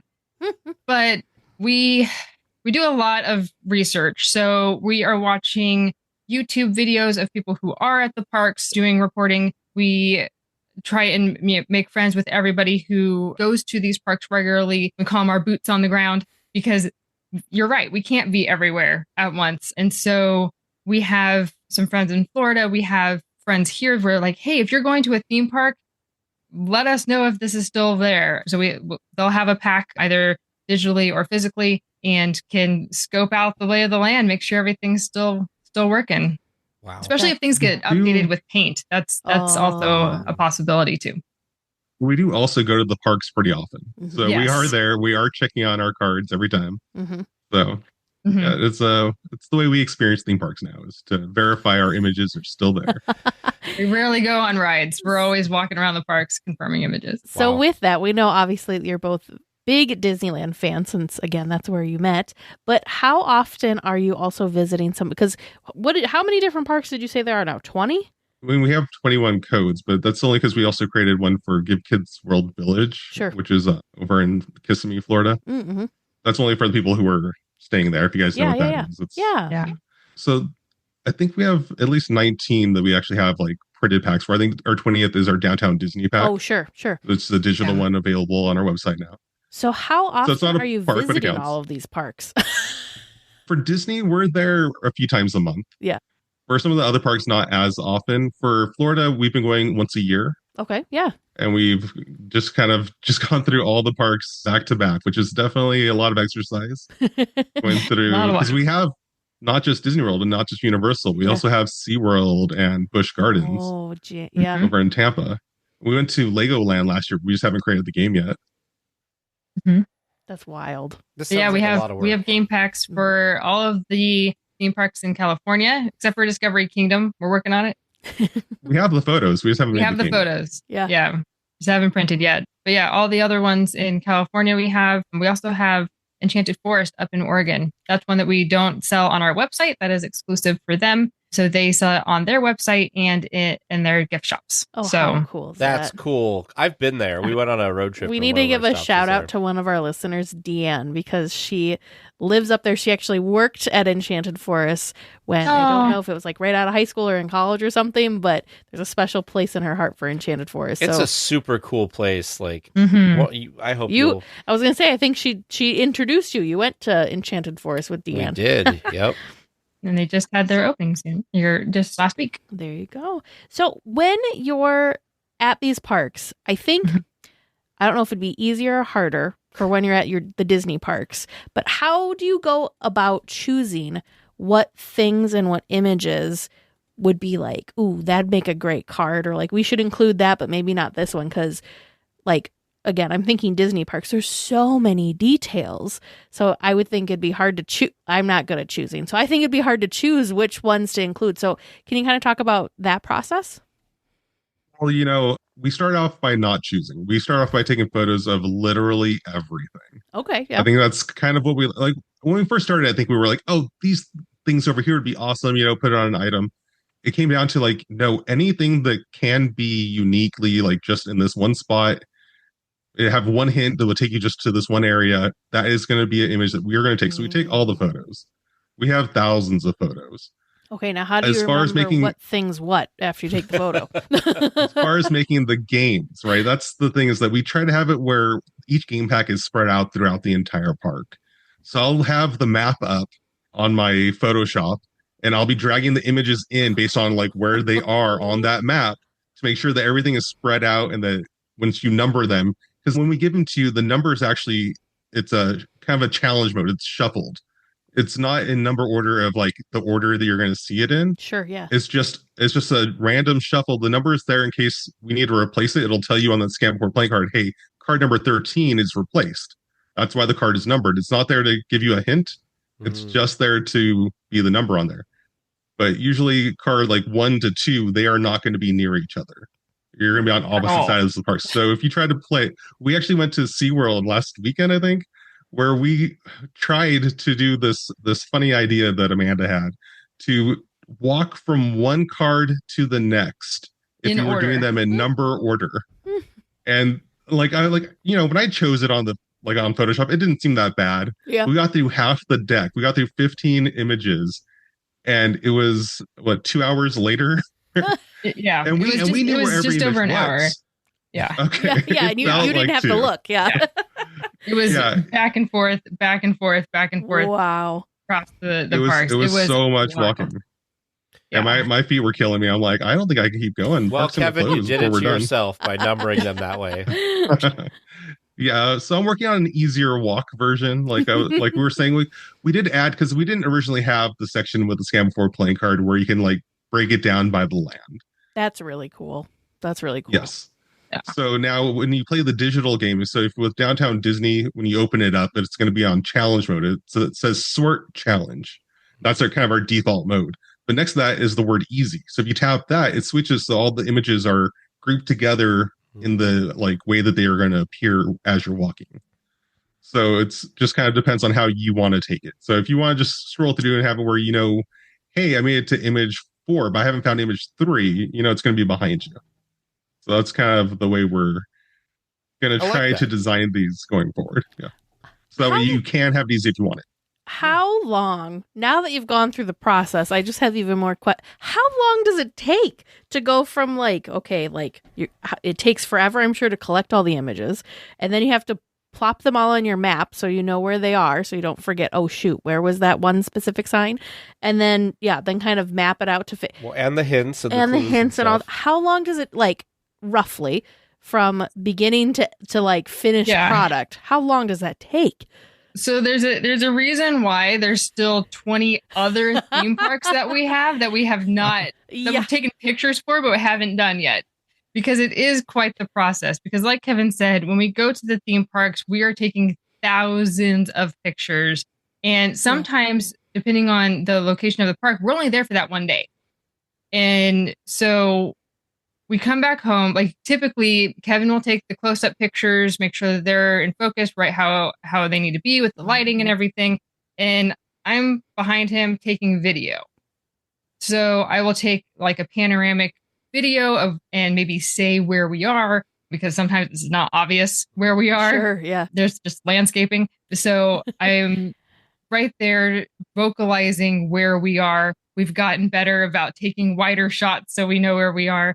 And then Kevin will be in his office, his workstation over there, cropping out all of the images, putting them on the map, really fine-tuning how things are going to be laid out.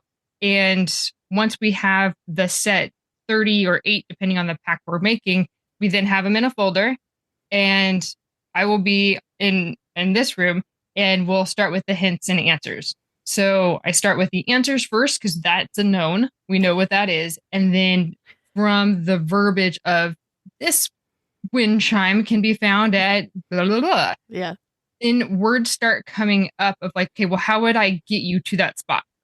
So that's where like the creative part comes. And I think for me, that's the hardest part is the hints. Definitely. Because we want to have it be a play on words, but not super obvious. So I can't just like throw this into Chat GPT and say, hey, give me, a hint for this, because it's not going to come back with anything super clever or anything. No offense, Chat GPT, don't come back. Not saying that we are always super clever either, but we try. I think we're hilarious with our hints. How dare you? But people who have bought their packs, send them feedback and let them know if they are hilarious. Yes, we try and be clever. We try and we have the keywords to focus on are going to be in italics in blue to stand out, but it has to make sense as you read it also. So I think all in all, it takes a few hours to put together. And even so, if you're not in that creative mindset to create the hints, and if the images just aren't flowing right to create a game pack, it could take quite a while. A few hours. I think you're being modest.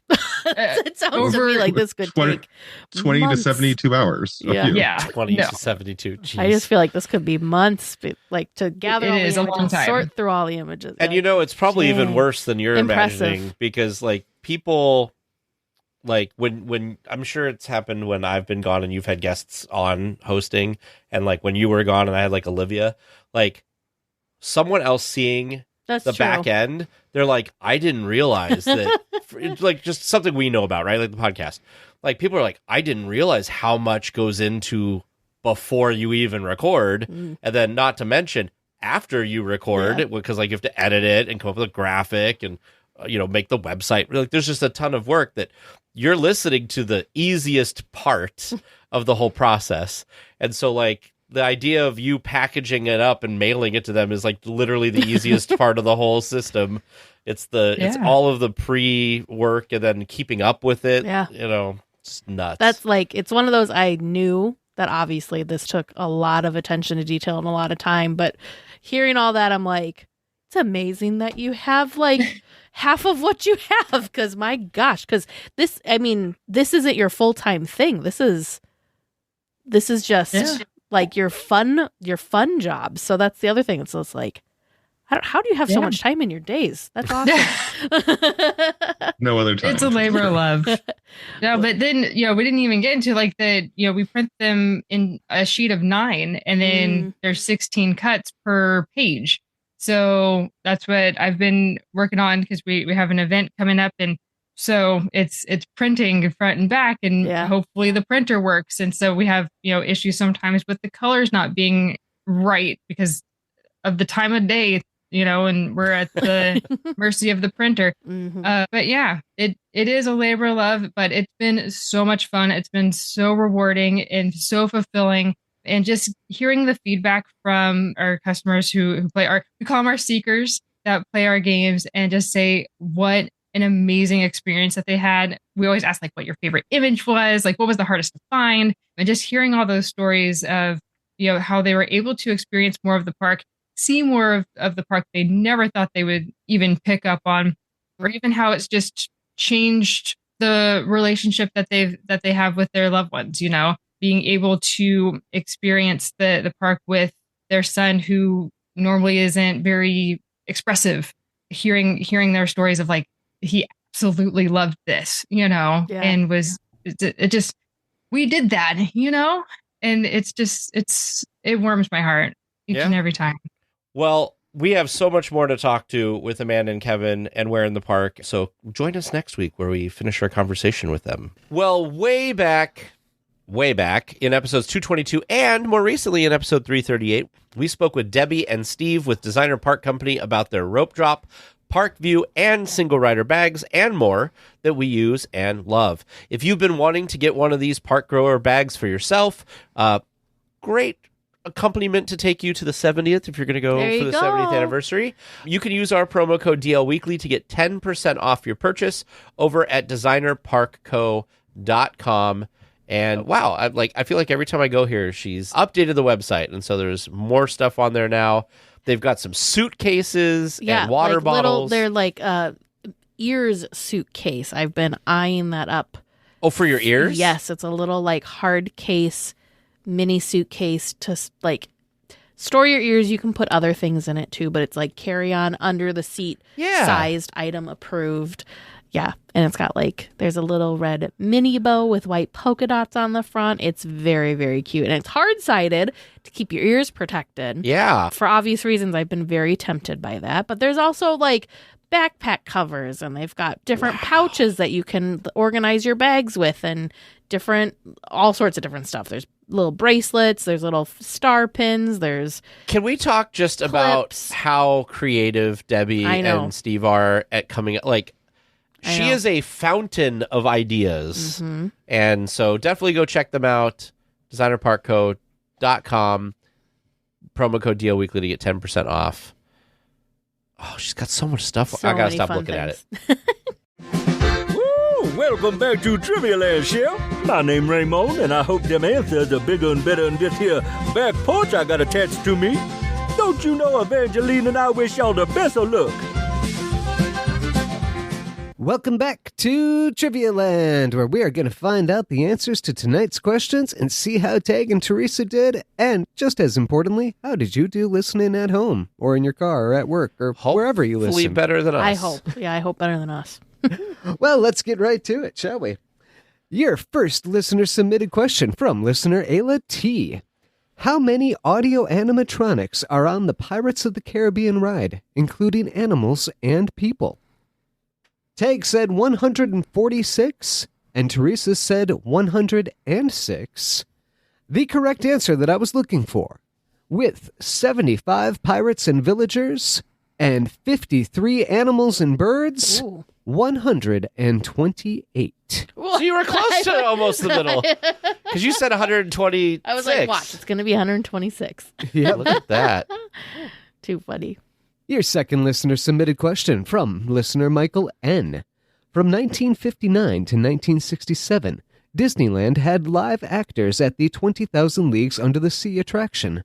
What did those actors do, and why did Disneyland stop using live actors at the attraction? I think we definitely have this one. You answered, they were live mermaids swimming in the lagoon, and they had to cancel them because people kept jumping in the water to try to go out and visit them, and also because the chlorine was bleaching their hair and there were diesel fumes that were making them very uncomfortable. Oh, that's right. The correct answer that we were looking for was exactly all of the above. Yay! That's why we just said cast member comfort. It Good. encompasses all of the issues. Job us for getting something. Very well done on that one. Yeah. Which most people don't even know there were mermaids there. That's true. Your wealth of knowledge. It's those little things that the park does and used to do that make it so special. Mm-hmm. It's true. Your third regular round question from listener Donna S. What year did Disneyland first have a candlelight procession? Tag said 1958. Teresa said 1963. The correct answer that I was looking for was 1958. Good Woo! job, Jag. Well done, Tag. You know, broken clock's right twice a day. It's true. Look at that. Boom. There you go. And your fourth and final regular round question from listener Nicholas E. What year did the Disney Company purchase the rights to the Disneyland Hotel? Tag said 1987. Teresa said it couldn't be the year she was born, 1988. It had to be 1986. The correct answer was 1988. Yep. Oh! How he said it, I'm like, I totally should have known. Well, you know what now? You will remember That's that true. it was bought the rights the year you were born. There you go. That was the year that Disney bought the Wrather Company that included the Lone Ranger and Lassie TV shows, as well as the RMS Queen Mary and the Spruce Goose. Disney has since sold the other assets that came with the purchase. Interesting. And your bonus question from listener Daniel C. Not counting Roy Disney, who purchased ticket number 0001, What was the name of the first member of the public to buy a ticket to Disneyland? You answered the little boy named Stan, Oh boy. who was the first also to get a lifetime pass to the parks. The correct answer that I was looking for was the 22-year-old college student, Oh. Dave McPherson. We didn't even have the right. We didn't even have like, the age age. right. Dave McPherson. I mean, Tag, you and I aren't as young as we used to be. A 22-year-old's kind of a little boy Sure. in our eyes at this point, you know. Not You're yeah. so nice to stretching- Teresa. You're stretching it. She's my wife. I can't say she's old. Sure. Well, everybody now knows what year I graduated because of this trivia land. Everyone knows when I graduated high school and when I was born. Yep. So they know that I'm not 22 years old. True. But I will never call you old, Oh, even when okay. you are. That's all right, because you know what you get to say if Vern calls you old? You say, my he's old friend older. Shreese my old friend Shreese used to say this. She said, never as old as you. That's true. Never It's will be true. And I was like, that's a burn. It is a burn. Yep. Well, listeners, how did you do listening at home? How do you feel about how Tag and Teresa did? Do you have that perfect question that's going to really make them answer Stumpy McStumperson next time? Well, if you've got that perfect question, please feel free to send that in to us at dlweekly.net/trivia. Well, we will be back next week with more Disneyland news and information. Until then, go out and enjoy the parks. And a special thank you to Sidel for editing the podcast. Hello, I am Baymax, your personal podcast companion. On a scale of 1 to 10, how would you rate this episode? My scans indicate you have been a good weekly tier. Have a lollipop. Now excuse me while I let out some air.